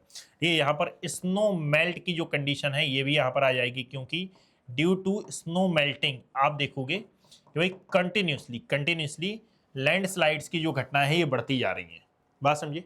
और अंत में सॉल्यूशन इसमें पूछा नहीं गया है, ध्यान सुनना कि असल में क्वेश्चन की डिमांड क्या है। क्वेश्चन की डिमांड है कि हिमालयन रीजन में और वेस्टर्न घाट में ये जो लैंडस्लाइड है ये आने का क्या कारण है, इनको डिफरेंशिएट करना है, दोनों के अंतर ये हमको बताना है। क्वेश्चन की डिमांड मत भूलना। तो फर्स्टली आपने लैंडस्लाइड को डिस्कस किया, सेकेंडली फिर आपने ये बताया कि लैंडस्लाइड आने के कुछ रीजंस होते हैं, और फिर थर्ड चैप्टर में यानी कि थर्ड नंबर पर, थर्ड स्टेप में आपको एक्चुअली में डिफाइन करना है यहाँ पर कि भाई साहब हिमालयन रीजन में, क्या बोला मैंने, हिमालयन रीजन में अर्थक्वेक आने के क्या रीजन है, और साथ में वेस्टर्न घाट में अर्थक्वेक आने के क्या रीजन है। अब आपको बस इनको दो दो लाइन में खटाखट डिफाइन करते जाना है स्टेप बाय स्टेप। जैसे Himalaya is a young folded mountain, यहाँ पर एक्टिवली जो टेक्टोनिक एक्टिविटी है, जो टेक्टोनिक प्रोसेस है ये मिलती है। यहाँ पर स्टीप स्लोप्स आपको देखने के लिए मिलेंगे, यहीं पर आपको रोड कंस्ट्रक्शन, अर्थक्वेक वगैरह ये सब कुछ देखने के लिए मिलता है। वेस्टर्न घाट में एक्चुअली में क्या हो रहा है, डिफॉरेस्टेशन हो रहा है, अर्बनाइजेशन हो रहा है, ये साथ में स्लोप मॉडिफिकेशन यहाँ पर हो रहा है, हैवी रेनफॉल वाला ये एरिया है। जब भी हमारे यहाँ साउथ वेस्ट मानसून आता है तो सबसे पहले वेस्टर्न घाट पर ही ये वेस्टर्न घाट को ही हिट करता है। तो ये सब रीजन, मतलब कि आपने ये रीजंस डिफाइन किए कि भाई तीन रीजन है, जियोलॉजिकल, एंथ्रोपोजेनिक और क्लाइमेटिकल कंडीशंस, और इनके अकॉर्डिंगली फिर आपने हिमालयन और वेस्टर्न घाट में आने वाली जो अर्थक्वेक है इनके रीजंस को डिफरेंशिएट कर दिया। सो यहां से आपने अपने आंसर को एक्चुअली में एनालिटिकल डायमेंशन दे दिया। क्या दे दिया, एनालिटिकल डायमेंशन प्रोवाइड कर दिया। और एनालिटिकल डायमेंशन इस जो क्वेश्चन है इसकी जान था, याद रखना, जो कि आपने इसको प्रोवाइड किया। अंत में फिर आप इसका जो कंक्लूजन है ये लिखें कि भाई अतः इससे समझ में आता है कि हिमालय और साथ में वेस्टर्न घाट दोनों ही भूकंप से प्रभावित क्षेत्रों की श्रेणी में आते हैं, लेकिन दोनों में आने वाले जो दोनों ही भूस्खलन या फिर लैंडस्लाइड से प्रभावित क्षेत्रों की कैटेगरी में आते हैं, लेकिन दोनों के जो रीजंस हैं ये बहुत ज़्यादा अलग अलग हैं। भले ही ये जो रीजन है ये जियोलॉजिकली, क्लाइमेटिकली और एंथ्रोपोजेनिकली ये सेम दिखाई देते हैं, लेकिन फिर भी इसमें एक मेजर डिफरेंस आपको देखने के लिए मिलेगा। बात समझिए। ये अपना ही जो आंसर है इसको थोड़ा सा कंक्लूड कर देना है। एक और बात कि इसमें डायग्राम बनाना मत भूलना, diagram is most important, diagram is most important thing. बात समझिए ज्योग्राफी में। चलो आगे आते हैं। नाउ फोर्थ नंबर का क्वेश्चन हम देखते हैं, और फोर्थ नंबर का क्वेश्चन क्या है भाई,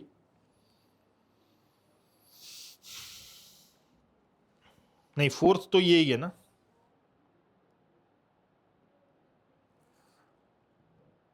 differentiate now.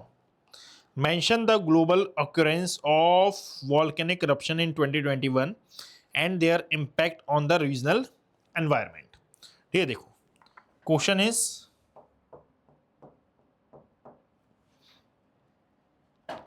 mention the global occurrence. Mention, just a second. Mention the global occurrence, ठीक है, of volcanic eruption in 2021, of volcanic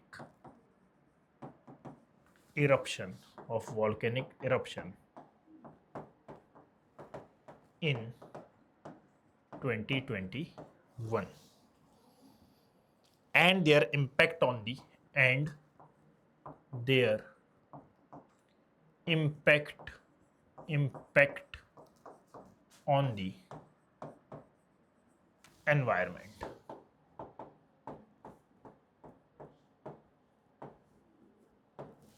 ठीक है, बताइए, यह question, you have only 2 minutes to understand this question.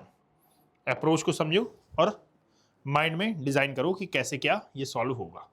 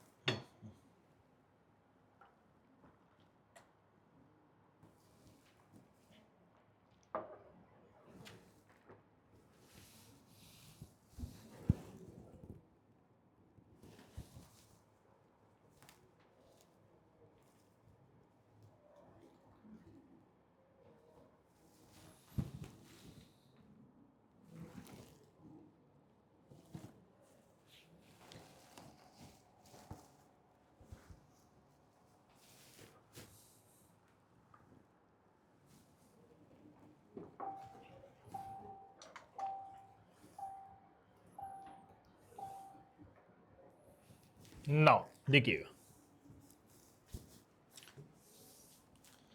सबसे पहले हाईलाइट करो कीवर्ड, यानी कि वही हमारे जो की 3 पॉइंट्स हैं वो कौन से हैं, आपको आधी बात वहीं पर क्लियर हो जाएगी। देखो, सबसे पहले यहां पर बताया है global occurrence of volcanic eruption, ठीक है, यानी कि सबसे पहले तो आपको इसका ग्लोबल डिस्ट्रीब्यूशन याद रखना होगा। ये क्या याद रखना होगा? ग्लोबल डिस्ट्रीब्यूशन के बारे में आप यहां पर बताएंगे, पहली बात है distribution. The second point is यहां पर 2021 से, चलो ठीक, इसको आप अपने आप डिफाइन हो जाएगा, ये अभी मैं बताऊंगा। And their impact on the environment, ठीक है, यहां पर याद रखना कि यहां पर पूछा नहीं है and their negative impact of the environment, यहां पर बोला है and their impact on the environment, मतलब कि आपको ये जो इंपैक्ट है ये पॉजिटिव भी लिखना है, क्योंकि आपका जो यूपीएससी आंसर राइटिंग में आंसर आप लिखोगे ये बायस्ड नहीं लगना चाहिए। सो ये पॉजिटिव भी होगा और ये नेगेटिव भी होगा। सो आप अपना जो आंसर है ये एक्चुअली में वॉल्केनिक इरप्शन के ऊपर से आप शुरू कर सकते हैं। दैट मीन्स कि वॉल्केनिज्म, ठीक है, यदि आप आंसर राइटिंग देखें। सो अच्छा, इसमें डायग्राम भी आएगा, इसमें ना डायग्राम की बहुत महत्वपूर्ण विशेषता है, ठीक है, इसका बहुत बेहतरीन एट्रैक्टिव डायग्राम बनेगा यदि आपको याद आया हो। ठीक है, सबसे पहले एट्रैक्टिव डायग्राम कौन सा बनेगा, ये देखो, यदि आप देखें सो डायग्राम के तौर पर आप यूज करेंगे कि भाई ये है हमारा वर्ल्ड मैप, और इस वर्ल्ड मैप को जब आप देखते हैं तो यहाँ पर आपको देखने के लिए मिलता है मैक्सिको गल्फ, यहाँ पर आपको देखने के लिए मिलेगा जो गल्फ ऑफ हडसन वाला रीजन है, ये है अलास्का वाला पूरा पूरा सेक्शन। बात समझे? यहाँ यदि आप आते हैं तो दैट इज अफ्रीका कॉन्टिनेंट, यहाँ आता है हमारा गल्फ कंट्रीज, एंड देन ये है हमारा इंडियन पेनिनसुला वाला रीजन, यहाँ पर South east Asia, Korean countries, and then Kamchatka का पेनिनसुला। एक रफली मैप आपको बनाना चाहिए यहाँ पर आंसर राइटिंग के समय जब आप ये देखें, आंसर राइटिंग में यानी कि वहाँ जब आप आंसर लिख रहे होगे तो वहाँ पर मैप बड़ा ही सुंदर साफ सटीक बनना चाहिए। ये मैप मैंने इसलिए बनाया है क्योंकि आगे मुझे बताने में आसानी होगी। तो सबसे पहले आपको क्या करना है, सबसे पहले तो आपको वॉल्केनिज्म के बारे में लिखना है कि what is the meaning of volcanism. Volcanism, volcanism को एक्चुअली में आप कनेक्ट करोगे किससे, जस्ट अ सेकेंड।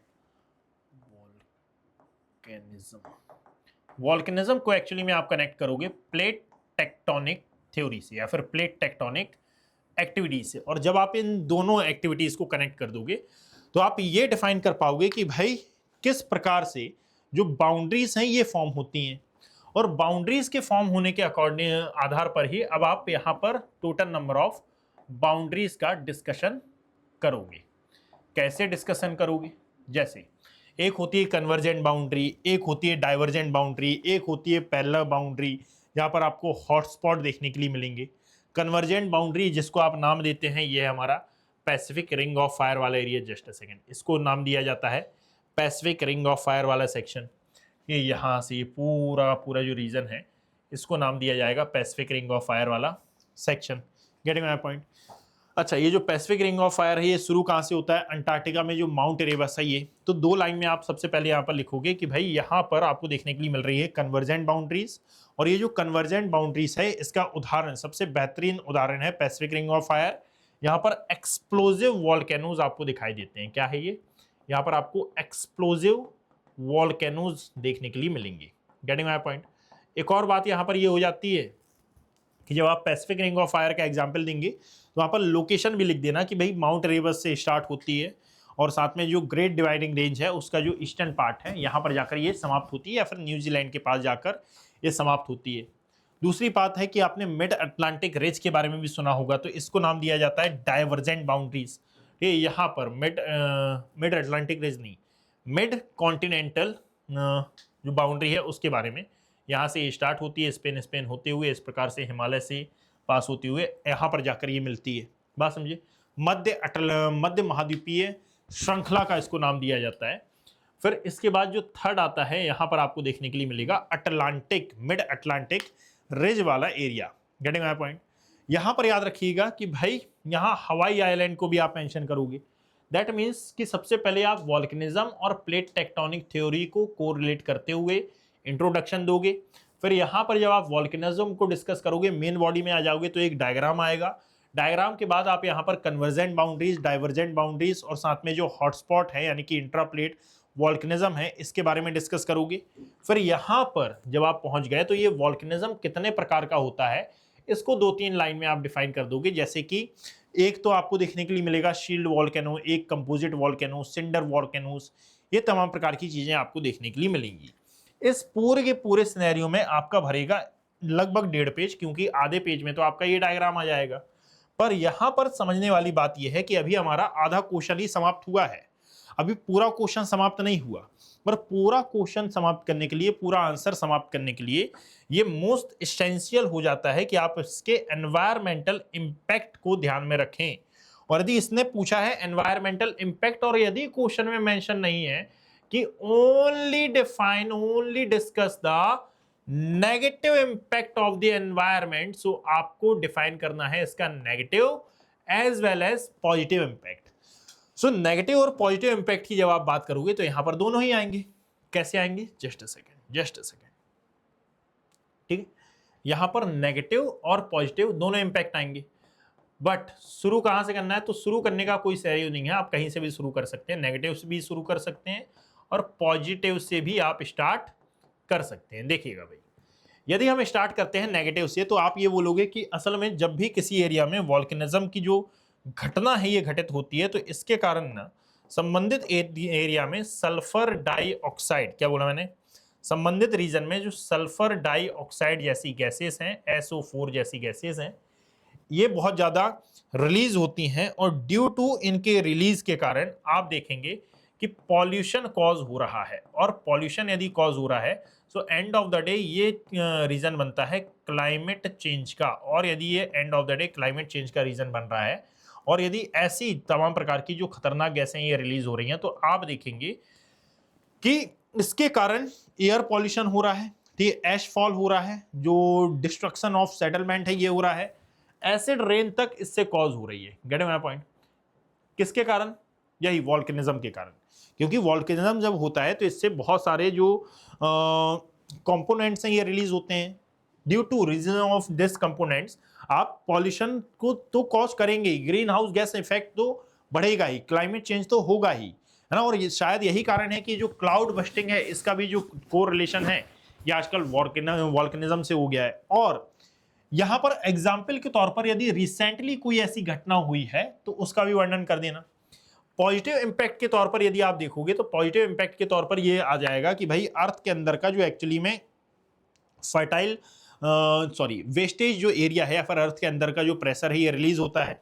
साथ में जब वॉल्केनिज्म की एक्टिविटी होती है तो इसके कारण जो वॉल्केनिक रॉक बनती है या फिर लावा रॉक जो बनती है, इसके कारण इसके अपर्दन से जो फर्टाइल सॉइल है ये आ जाती है, ये फर्टाइल सॉइल प्रेजेंट हो जाती है। फर्टाइल सॉइल आती है तो यही जो फर्टाइल सॉइल है एक्चुअली में मिनरल से बहुत ज़्यादा रिच होती है और मिनरल रिसोर्सेज के तौर पर भी इसका यूज हो जाता है। साथ में जियोथर्मल एनर्जी और टूरिज्म के लिए भी ये बहुत ज़्यादा इंपॉर्टेंट हो जाती है। और आसपास के एरिया में लावा के जमाव के कारण एक न्यू लैंड फाउंड हो जाता है या फिर एक न्यू लैंड फॉर्म हो जाता है, इसके बारे में आप लिखोगे। और फिर जब आप कंक्लूजन पर आओगे तो याद रखिएगा कि कंक्लूजन में आपको ना ये दोनों ही पॉइंट ऐड ऑन कर देने हैं। दैट मींस यानी global occurrence of volcanic eruption के कारण एनवायरमेंट पर पॉजिटिव और नेगेटिव दोनों ही इंपैक्ट पड़ते हैं। दैट इज वाई ये हमारे लिए आवश्यक भी हो सकता है, लेकिन अति सर्वत्र वर्ज्यते, यानी कि किसी भी चीज को जब बहुत ज्यादा इंटेंसिफाई कर दिया जाए या फिर बहुत ज्यादा वो इंटेंसिफाई हो जाए तो इसका नेगेटिव इंपैक्ट पड़ता ही है। दैट इज वाई ये कंडीशन इंटेंसिफाई ना हो जब तक ये हमारे लिए प्रॉफिटेबल है। इंटेंसिफाई हो जाती है तो ये हमारे स्वास्थ्य और हमारे जीवन दोनों के लिए ही खतरा हो सकती है। I getting my point? इस बात को आप याद रखिएगा। यहां तक कि आप में से किसी भी स्टूडेंट को किसी प्रकार का कोई भी doubt, if you have any doubt then ask me in comment section, otherwise I'll give you a next question। ठीक है, नाउ देखिएगा।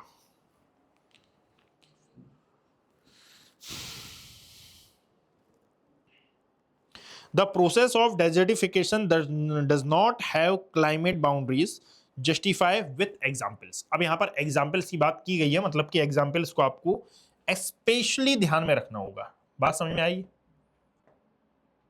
देखो, सबसे पहले क्या बोला है? The process of desertification does not have the process of desertification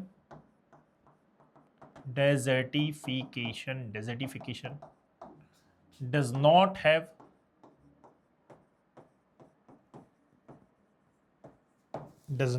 have कहाँ गया? Climate boundaries does not have climate boundaries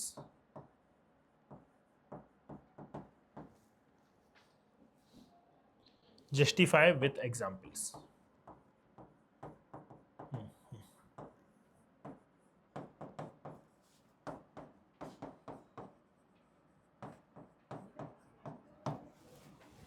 ठीक, क्वेश्चन है, you have only 2 minutes to understand this question।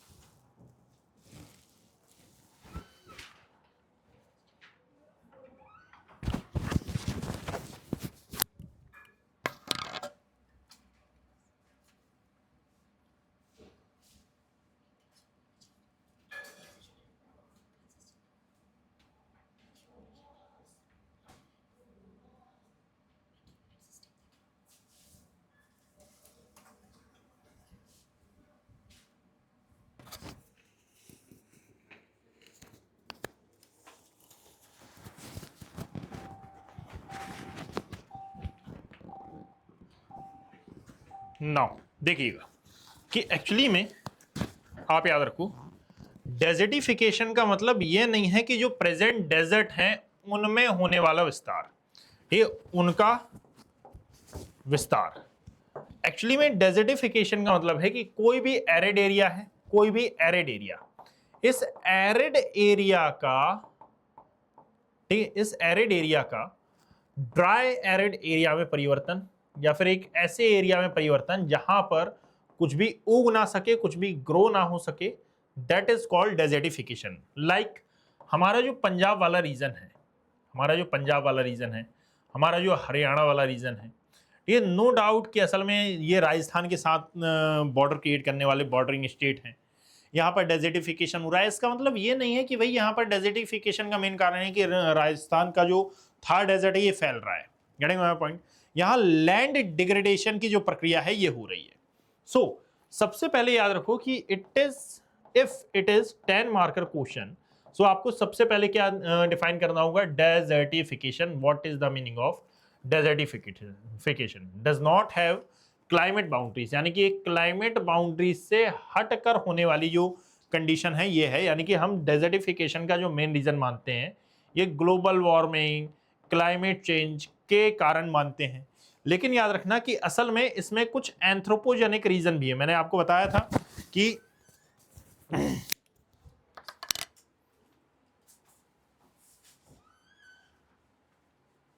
एक सेकंड मैं ये बोल रहा था कि एक्चुअली में यहां पर आपको क्लाइमेटिकल कॉजेस के अलावा जो एंथ्रोपोजेनिक रीजंस हैं इनके बारे में भी डिस्कस करना है। किसके बारे में? एंथ्रोपोजेनिक रीजंस के बारे में भी यहां पर डिस्कस करना है। तो आप इसको कैसे लिखेंगे? सबसे पहले तो आप यहां पर just a second, we what happened, ठीक। सबसे पहले तो आप यहां पर एक्सप्लेन करेंगे भाई डेजर्टिफिकेशन बस डेजर्ट का विस्तार नहीं है, ये एक्चुअली में लैंड डिग्रेडेशन की एक प्रक्रिया है। और ये जो लैंड डिग्रेडेशन की प्रक्रिया है ये किस किस कारण से हो रही है? सो क्लाइमेट चेंज हो रहा है, ठीक। यहां पर आप लिखोगे due to climate change, just a second, due to climate change, due to climate change, ठीक है। ड्रॉट की कंडीशन यहां पर पैदा हो रही है। रेनफॉल का जो पैटर्न है, रेन जो पैटर्न है ये कंटिन्यूसली चेंज होता जा रहा है। Gate my point? इसके अलावा यदि आप देखोगे अनस्टेबल एग्रीकल्चर को आप यहां पर एक महत्वपूर्ण साधन के तौर पर देख सकते हैं। अनस्टेबल एग्रीकल्चर के अलावा फिर यहां पर डिफॉरेस्टेशन को भी आप शामिल कर सकते हैं। तो ये तमाम प्रकार के जो कॉजेस हैं इनके का, और सबसे बड़ी बात ground water exploitation, ground water जो एक्सप्लॉइटेशन होता है ये कुछ मेन रीजन है। यानी कि this is not a climatical reason but it is also a anthropogenic, it is also a geological reasons, geological causes, anthropogenic causes जिनके कारण अभी वर्तमान में जो डेजर्टिफिकेशन है ये बढ़ रहा है। अच्छा, एक और बात है कि ये जो डेजर्टिफिकेशन है ये यहाँ पर एक छोटी सी लाइन आप मेंशन कर सकते हैं, 2-3 लाइन में आप ये डिफाइन कर सकते हैं कि डेजर्टिफिकेशन को रोकने के लिए जो ग्रीन वॉल प्रोजेक्ट जैसे इनिशिएटिव्स हैं ये भी चलाए जा रहे हैं, ठीक है। ये इनिशिएटिव डिस्कस करने से आपका जो एनालिटिकल डायमेंशन है ये पूरा हो जाएगा, ठीक है। आपके जो क्वेश्चन है इसमें डायमेंशंस क्लियर हो जाएंगे, डायमेंशंस आ जाएंगे। So analytical dimension is very important for every question. एक और बात यहां पर यह है कि आप एग्जाम्पल भी पुट करेंगे, और एग्जाम्पल कैसे? सो यदि आप साहिल रीजन की बात करें तो साहिल का भी आप देखना कि बहुत ज़्यादा जो ये रीजन है बहुत ज़्यादा चर्चा में था क्योंकि ये ओवर एक्सप्लॉइट हो गया था। यहाँ पर डेजर्टिफिकेशन द हिंदू में भी आया था, इंडियन एक्सप्रेस की हेडलाइन भी बना था। थार डेजर्ट में तो ये प्रॉब्लम आपको देखने के लिए मिल रही है। आटाकामा के आसपास के रीजन में भी ये जो प्रॉब्लम्स हैं ये आपको देखने के लिए मिल रही हैं। तो इस बात को आप याद रखिएगा। Getting my point? इस आगे आते हैं। नाउ देखिएगा भाई, यानी कि डेजर्टिफिकेशन डज नॉट, ठीक है, रिस्पेक्ट क्लाइमेट बाउंड्रीज, इसको आपको डिफाइन करना था। नाउ आगे आए, how can the mountain ecosystem B restored from the negative impact of development initiative and tourism.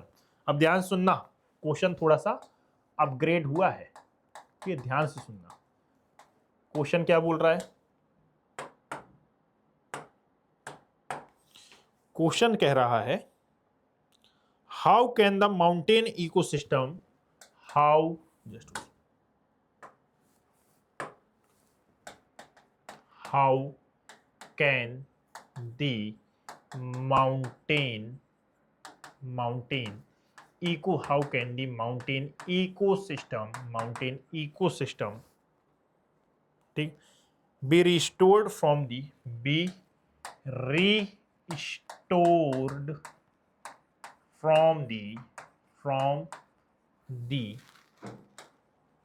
from the negative impact of development initiative, negative impact on development initiative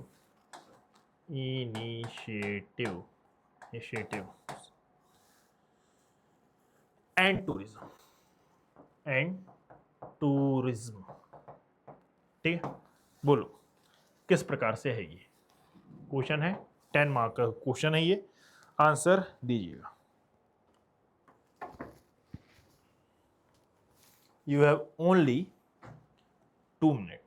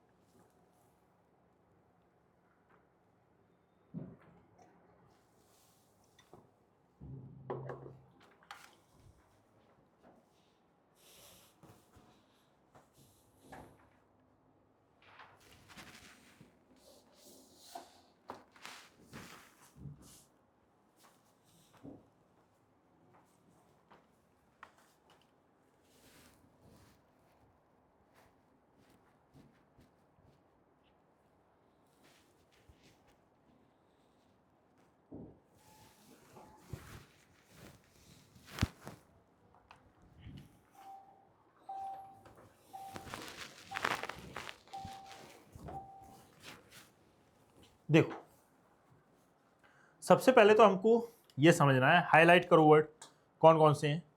सबसे पहले तो आप ये समझो कि एक्चुअली में ये जो माउंटेन्स हैं ये इकोलॉजिकली फ्रेजाइल क्यों होते हैं, ठीक है। यहां पर समझो, mountain ecosystem to be restored from, अरे यार, mountain ecosystem to be restored from negative impact on development initiative and tourism, ठीक। यानी इसमें हमको ये समझाना है कि ये इकोलॉजिकली फ्रेजाइल क्यों है, डेवलपमेंट इनिशिएटिव के बारे में डिस्कस करना है, टूरिज्म के बारे में यहाँ पर डिस्कस करना है। तो इनके यानी कि वल्नरेबिलिटीज, डेवलपमेंट और कंजर्वेशन तीनों यहाँ पर अपनाए हैं हमने, ठीक है। सबसे पहले वल्नरेबिलिटीज, ठीक है, फिर डेवलपमेंट और फिर इनिशिएटिव कौन कौन से हैं, इन सभी के बारे में यहाँ पर डिस्कशन किया गया है। ध्यान से मेरी बात सुनो, ठीक है, कि असल में क्या क्या, कैसी कैसी, कौन कौन सी घटना यहाँ पर घटित है और किस किस प्रकार से आपको इसके बारे में देखना है। यदि इस क्वेश्चन में मैं सही बताऊं कि डायग्राम ना भी बनाओ तो चल जाएगा, क्योंकि कंटेंट बहुत है इसमें, ये कंटेंट बहुत है, लिखने वाला ही कंटेंट बहुत ज़्यादा है। कैसे ज़्यादा है? सो जस्ट इमेजिन कि सबसे पहले आपको यहाँ पर कॉजेज लिखना है, फिर डेवलपमेंट प्रेशर लिखना है, फिर सॉल्यूशन लिखना है। क्या लिखना है? सबसे पहले 3 चीज़ें हैं। सबसे पहले आप यहाँ पर आओगे और कॉजेस लिखोगे, ठीक है, कॉजेस। फिर डेवलपमेंट के कारण आने वाला जो प्रेशर है इसके बारे में आप डिस्कस करोगे, डेवलपमेंट प्रेशर।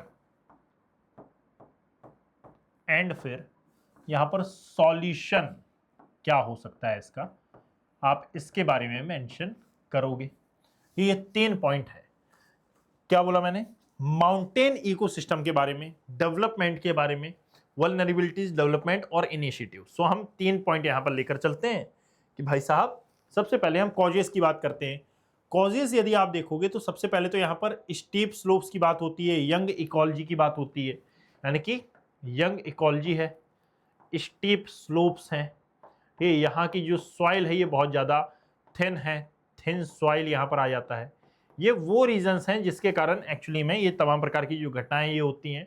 डेवलपमेंट प्रोसेस में कंस्ट्रक्शन है, और सबसे बड़ी बात है कि अनप्लान्ड कंस्ट्रक्शन यहाँ पर आ जाता है।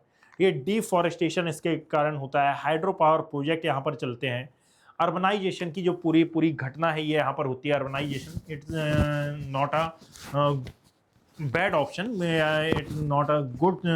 It's not a bad choice, but यदि सही तरीके से किया जाए so it's a good choice, नहीं तो ये फिर गलत इम्पैक्ट तो डालती है। क्लाइमेट चेंज यहाँ पर आ जाता है।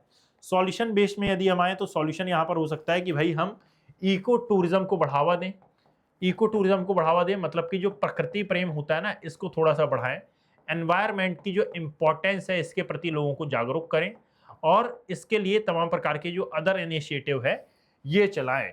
साथ में अफॉरेस्टेशन की हम बात करें, यानी कि जहां पर डिफॉरेस्टेशन को बढ़ावा दे रहे हैं वहां अफॉरेस्टेशन का यहाँ पर जो जिक्र है ये होना चाहिए। इसके बारे में याद रखिएगा। दैट मीन्स सबसे पहले कॉज, फिर जो डेवलपमेंट प्रेशर है इसके बारे में जिक्र, और फिर जो सॉल्यूशन है इसके बारे में हमको जिक्र किया जाना चाहिए। Are you getting my point? इस बात को आप याद रखना। नेक्स्ट क्वेश्चन इज, अब देखो, अब क्वेश्चन की जो थीम्स हैं ये थोड़ी सी बदल रही हैं, या फिर यूं कहा जाए कि ये रिपीट हो रही हैं। Define mantle plume and explain its role in plate tectonic. क्या बोला मैंने? मैंने बोला डिफाइन, ठीक है, just a second. Define mantle plume, define mantle plume, ठीक है, and explain its role in, and explain its role in plate tectonic,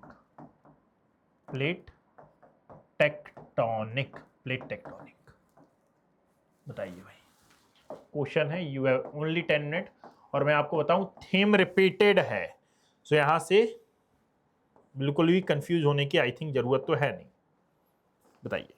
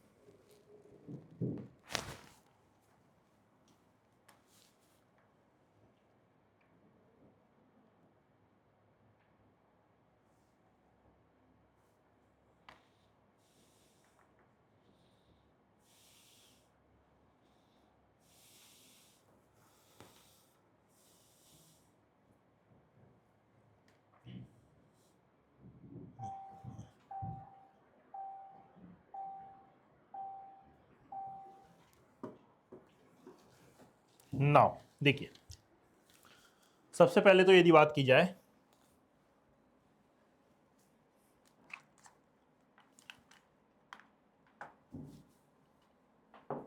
तो क्वेश्चन में जो डिमांड कही गई है इसमें सबसे पहले आएगा मेंटल प्लूम के बारे में डिस्कशन, फिर इसका जो कोरिलेशन है ये प्लेट टेक्टोनिक से हमको करना है। सो सबसे पहले आप मेंटल प्लूम की जो डेफिनेशन है ये प्रोवाइड करेंगे, definition of mantle plume. Getting my point? Definition आपने दी, डेफिनेशन के बाद फिर आप मेंटल प्लूम का डायग्राम यहां पर पुट करेंगे। डायग्राम बनाने के बाद फिर आपको इसका मैकेनिज्म समझाना होगा कि एक्चुअली में ये मैकेनिज्म इसका कैसे है, यानी कि ये वर्क कैसे करता है। मैकेनिज्म के बाद फिर जब आप आगे आएंगे तो फिर यहां पर कुछ एग्जाम्पल्स भी आपको पुट करने होंगे और फिर इसके आधार पर बताना होगा कि भाई इसका जो कोरिलेशन है ये प्लेट टेक्टोनिक से कैसे है। Getting my point?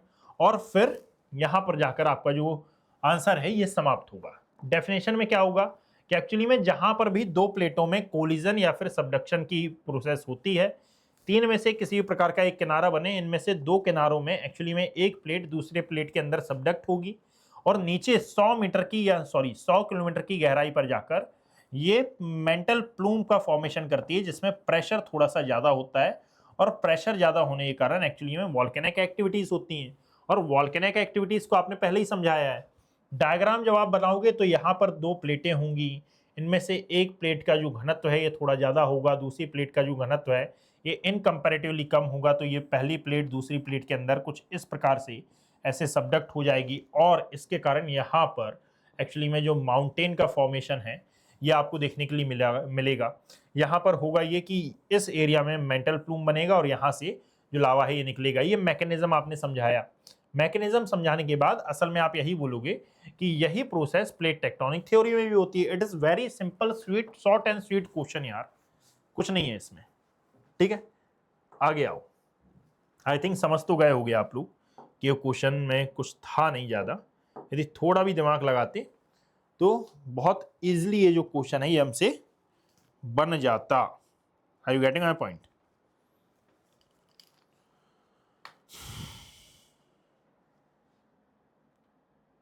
Now discuss the concept of air mass and explain its role in जो मैक्रो क्लाइमेटिक चेंजेस होते हैं इनमें।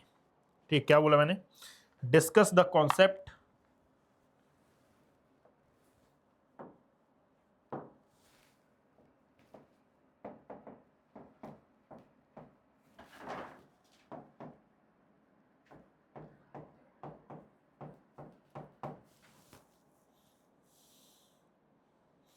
concept of air mass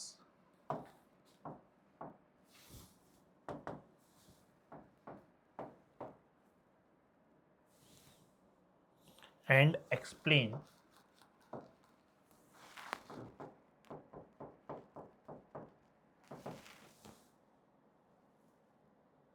its role in climatic changes.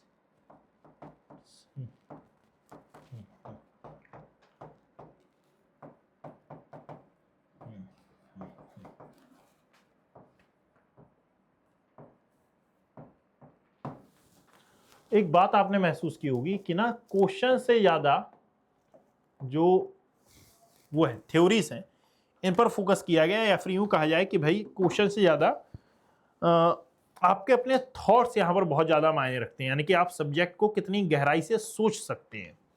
तो टाइम इज स्टार्टिंग नाउ। चलिए start करना।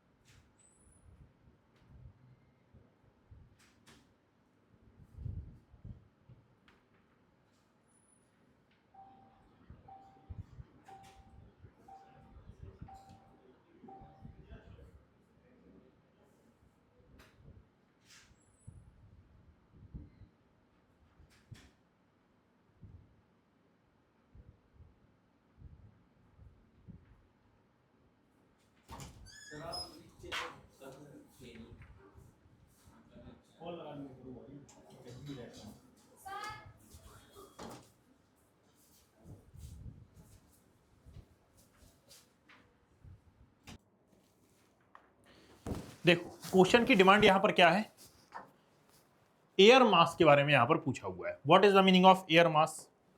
ठीक है, air mass तो आप जानते ही होंगे भाई, ठीक है, विशाल वायु राशि, बात समझे, इसको नाम दिया जाता है एयर मास का। सो सबसे पहले ये जो क्वेश्चन की डिमांड है, इसमें आप क्या लिखोगे, डेफिनेशन लिखोगे ऑफ एयर मास। सबसे पहले आएगा डेफिनेशन, सबसे पहले आएगा डेफिनेशन, डेफिनेशन के बाद आ जाएगा इसका जो क्लासिफिकेशन है ये, डेफिनेशन देन क्लासिफिकेशन, क्लासिफिकेशन के बाद इसका डिस्ट्रीब्यूशन, बात समझी, इसका डिस्ट्रीब्यूशन, और आफ्टर डिस्ट्रीब्यूशन आप यहां पर लिखोगे जो क्लासिफिकेशन में ही फॉर्मेशन को भी ऐड कर लेना, जहां पर आप क्लासिफिकेशन लिखोगे वहीं पर आप फॉर्मेशन को भी ऐड ऑन कर लेना, ठीक है। आफ्टर दैट वेदर एंड, साथ में जो क्लाइमेट इंपैक्ट है, वेदर एंड क्लाइमेट इंपैक्ट, आप इसकी भी बात करोगे, weather and climate impact. Are you getting my point? Now आ गया है definition, classification, distribution, weather and climate impact, इन दोनों की आप बात कर रहे हो। यहां पर सबसे पहले याद रखो कि एक्चुअली में हो क्या रहा है। हो ये रहा है कि डेफिनेशन में आप लिखोगे कि भाई जो बहुत बड़ी एटमॉस्फेरिक बॉडी होती है जिसमें टेम्परेचर एंड ह्यूमिडिटी की कैरेक्टरिस्टिक्स रिलेटिवली यूनिफॉर्म होते हैं, इसको एयर मास कहते हैं। फॉर्मेशन के लिए एक्चुअली में इसको लार्ज सोर्स रीजन चाहिए होता है, क्या, लार्ज सोर्स रीजन, इसको नाम इसको चाहिए होता है। लार्ज सोर्स रीजन मतलब कि एक बहुत बड़ा क्षेत्र चाहिए होता है, यूनिफॉर्म जो सरफेस है ये चाहिए होती है, स्टेबल क्लाइमेटिकल कंडीशंस चाहिए होती हैं। क्लासिफिकेशन में आपने देखा होगा CMTOP, इनके अकॉर्डिंगली आप इसका क्लासिफिकेशन करते हैं, उसका एक फ्लो चार्ट बन जाएगा, और हर एक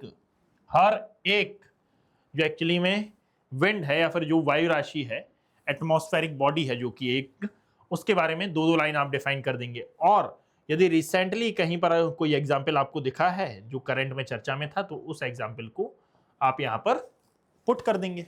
so simple is that, getting my point? Now आगे आते हैं, आगे आओगे और आगे देखोगे, सो आपको देखने के लिए मिलेगा explain the formation of thousands of island and in Indonesia and Philippines। RK Pelago, बहुत इंटरेस्टिंग क्वेश्चन है यार, so interesting question I have seen. देखो क्या है, explain the formation of thousand of island, explain the formation of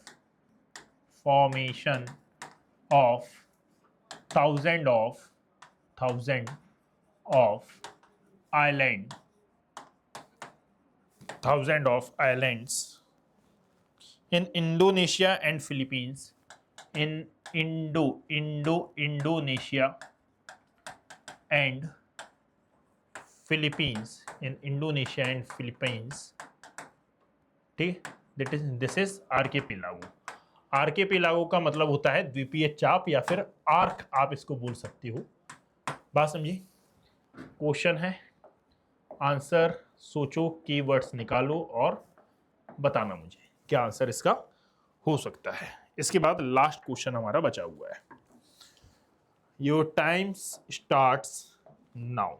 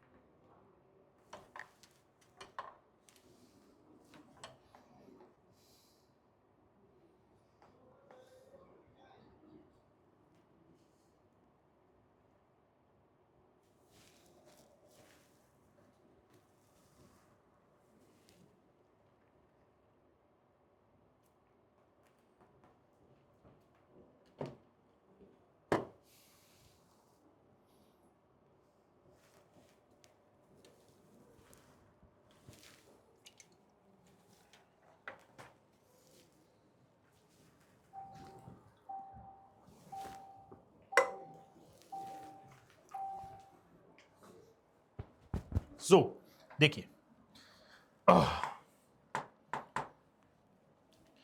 यहां पर जो discussion है हमको क्या करना है, first of all explain the formation of 1000 of island. इनको नाम दिया जाता है आर्केपेलागो या फिर आइलैंड।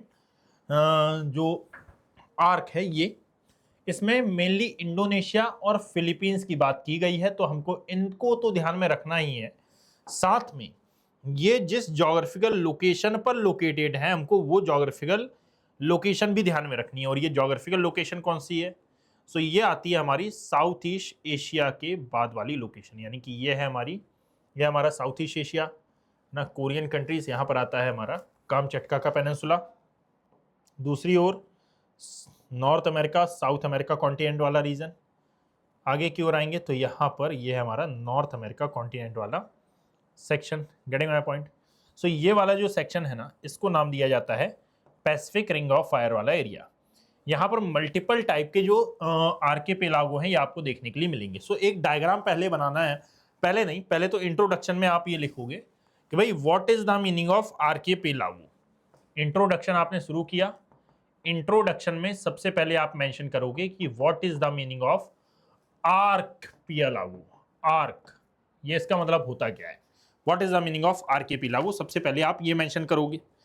अब इसके बाद ना प्लेट टेक्टोनिक पर थोड़ा सा आ जाओगे। किस पर? इसके बाद आप प्लेट टेक्टोनिक थ्योरी पर आ जाओगे। प्लेट टेक्टोनिक थ्योरी में convergent boundaries, divergent boundaries, parallel boundaries, इनके बारे में डिस्कस करोगे। कन्वर्जेंट बाउंड्रीज का मतलब है पास आना, डाइवर्जेंट का मतलब है दूर जाना। सो मेनली यदि आप देखेंगे तो डाइवर्जेंट जो कन्वर्जेंट बाउंड्रीज हैं, there are 3 types of convergent boundaries, इसके बारे में देखोगे। और इन 3 टाइप्स ऑफ कन्वर्जेंट बाउंड्रीज में ocean and oceanic plate, ocean and ocean convergence का बात करोगे। ओशन एंड ओशन कन्वर्जन की जो फॉर्मेशन, सॉरी जो प्रोसेस है ये पूरी ये समझाओगे कि ओशन एंड ओशनिक प्लेट में कन्वर्जन होता कैसे है, प्रोसेस क्या है इसकी। प्रोसेस के बाद एक डायग्राम यहाँ पर छोटा सा बना दोगे जिसमें ये जो प्रोसेस है ये इजी टू अंडरस्टैंडेबल हो जाए। साथ में फिर आप इसके बाद वर्ल्ड मैप बना के शो करोगे। और वर्ल्ड मैप में जब आपने आर्किपेलागो शो किए तो यहाँ पर क्या आ जाएगा, जैसे कुरिल आर्किपेलागो, ये Aleutian archipelago, Japan archipelago, Philippine archipelago, Taiwan archipelago, they are archipelagos. और फिर यहाँ पर आप कंक्लूजन में लिखोगे कि एक्चुअली में जो प्लेट टेक्टोनिक थ्योरी है, कन्वर्जेंट बाउंड्री है, oceanic and oceanic plate subduction है, ये एक मेन रीजन है ना आर्किपेलागो फॉर्म होने का। आई यू गेटिंग माय पॉइंट? और यहाँ पर जाकर आपका जो शॉर्ट एंड स्वीट जो आंसर है ये खत्म हो जाएगा। अच्छा, यहीं पर एक और बात आपको ये लिखना होगा कि कन्वर्जेंट बाउंड्रीज आप जहां पर भी देखोगे ना, तो वहां पर जो फोल्डेड माउंटेन्स है ये फॉर्म होंगे। कन्वर्जेंट बाउंड्रीज में एक्चुअली में फोल्डेड माउंटेन बनते हैं, जो ट्रेंचेस हैं ये आपको फॉर्म होते हुए देखने के लिए मिलेंगे। साथ में वॉल्केनोज बनते हैं। डाइवर्जेंट बाउंड्रीज में रिफ्ट वैली बनती है ना, मिड ओशनिक रिजेस बनते हैं। ट्रांसफॉर्म बाउंड्री या फिर पैरेलल बाउंड्री के थ्रू फॉल्ट्स आते हैं, अर्थक्वेक आते हैं। ये छोटी छोटी चीजें भी वहां पर मेंशन आपको करना चाहिए, ठीक है। और उसके बाद आज के सेशन का very last question, What do you understand by the theory of continental drift? Discuss the prominent evidence in its support. भाई बहुत यार, बहुत बहुत कॉमन क्वेश्चन है, कुछ ज़्यादा ही कॉमन क्वेश्चन उठा लिया है, ठीक है। चलो, what do you understand by the theory of continental drift? What do you understand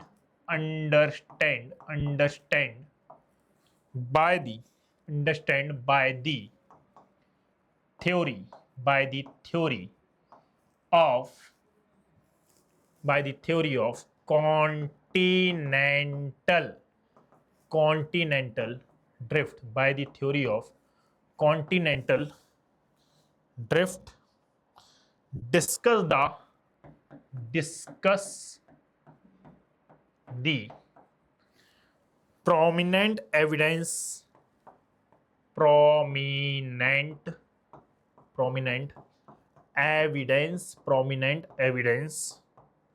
in its support, in its support. ठीक, क्वेश्चन है, आंसर आपको देना है। You have only 2 minutes to give this question answer of this question. चलिए आगे आइए।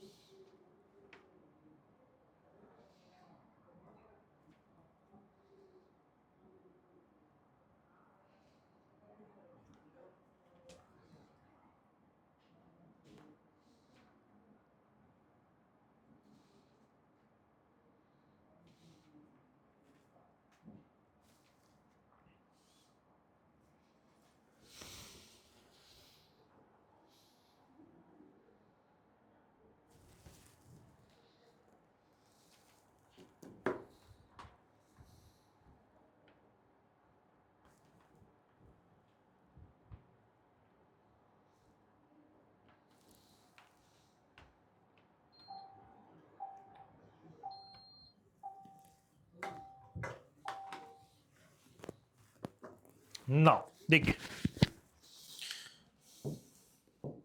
यार, बहुत सिंपल क्वेश्चन है। यहां पर बस एक बात आपको याद रखनी है कि kindly do not discuss the whole continental drift theory. इसमें बताया गया है, पूछा गया है कि what do you understand by the theory of continental drift. आप कॉन्टिनेंटल ड्रिफ्ट थ्योरी से क्या समझते हैं, एंड इसके लिए जो प्रोमिनेंट एविडेंस है उनके बारे में आप डिस्कस करो। तो हमको क्या लेकर चलना है, हमको शुरू करना है अल्फ्रेड वेगनर से। इन सिंपल वर्ड्स आपको अल्फ्रेड वेगनर से स्टार्ट करना है कि a person, a German climatologist by the name of Alfred Wegener who discover the continental drift theory.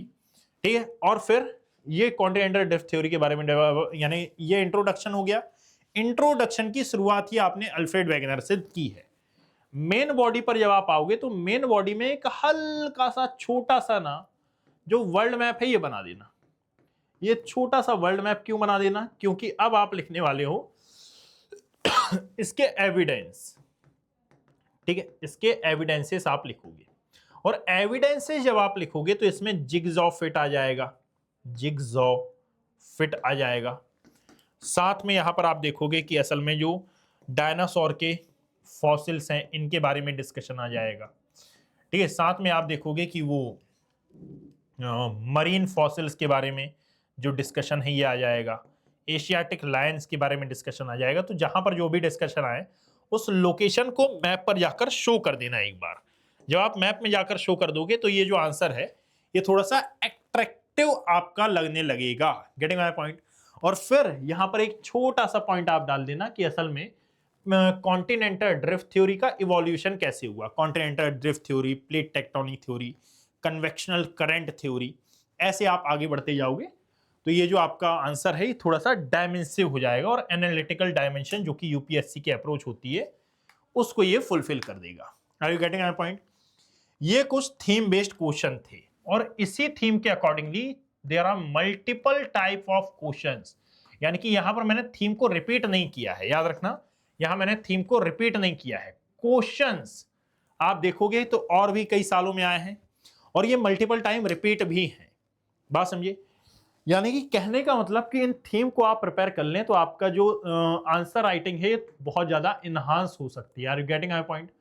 इसके बारे में आप याद रखिएगा। बाकी ये सेशन आज का यहीं पर एंड होता है। कल है डे 36 और यहाँ पर हम आपके साथ फिर से डिस्कस करेंगे डे 36 के जो mains answer writing theme based question है ये सेशन यदि आपको वाकई में फ्रूटफुल लगा हो तो आप इसको ज़्यादा से ज़्यादा शेयर कर सकते हैं और अपना जो रिस्पेक्टिव फीडबैक है या आप हमें कमेंट सेक्शन के माध्यम से दे सकते हैं। Thank you, have a great day.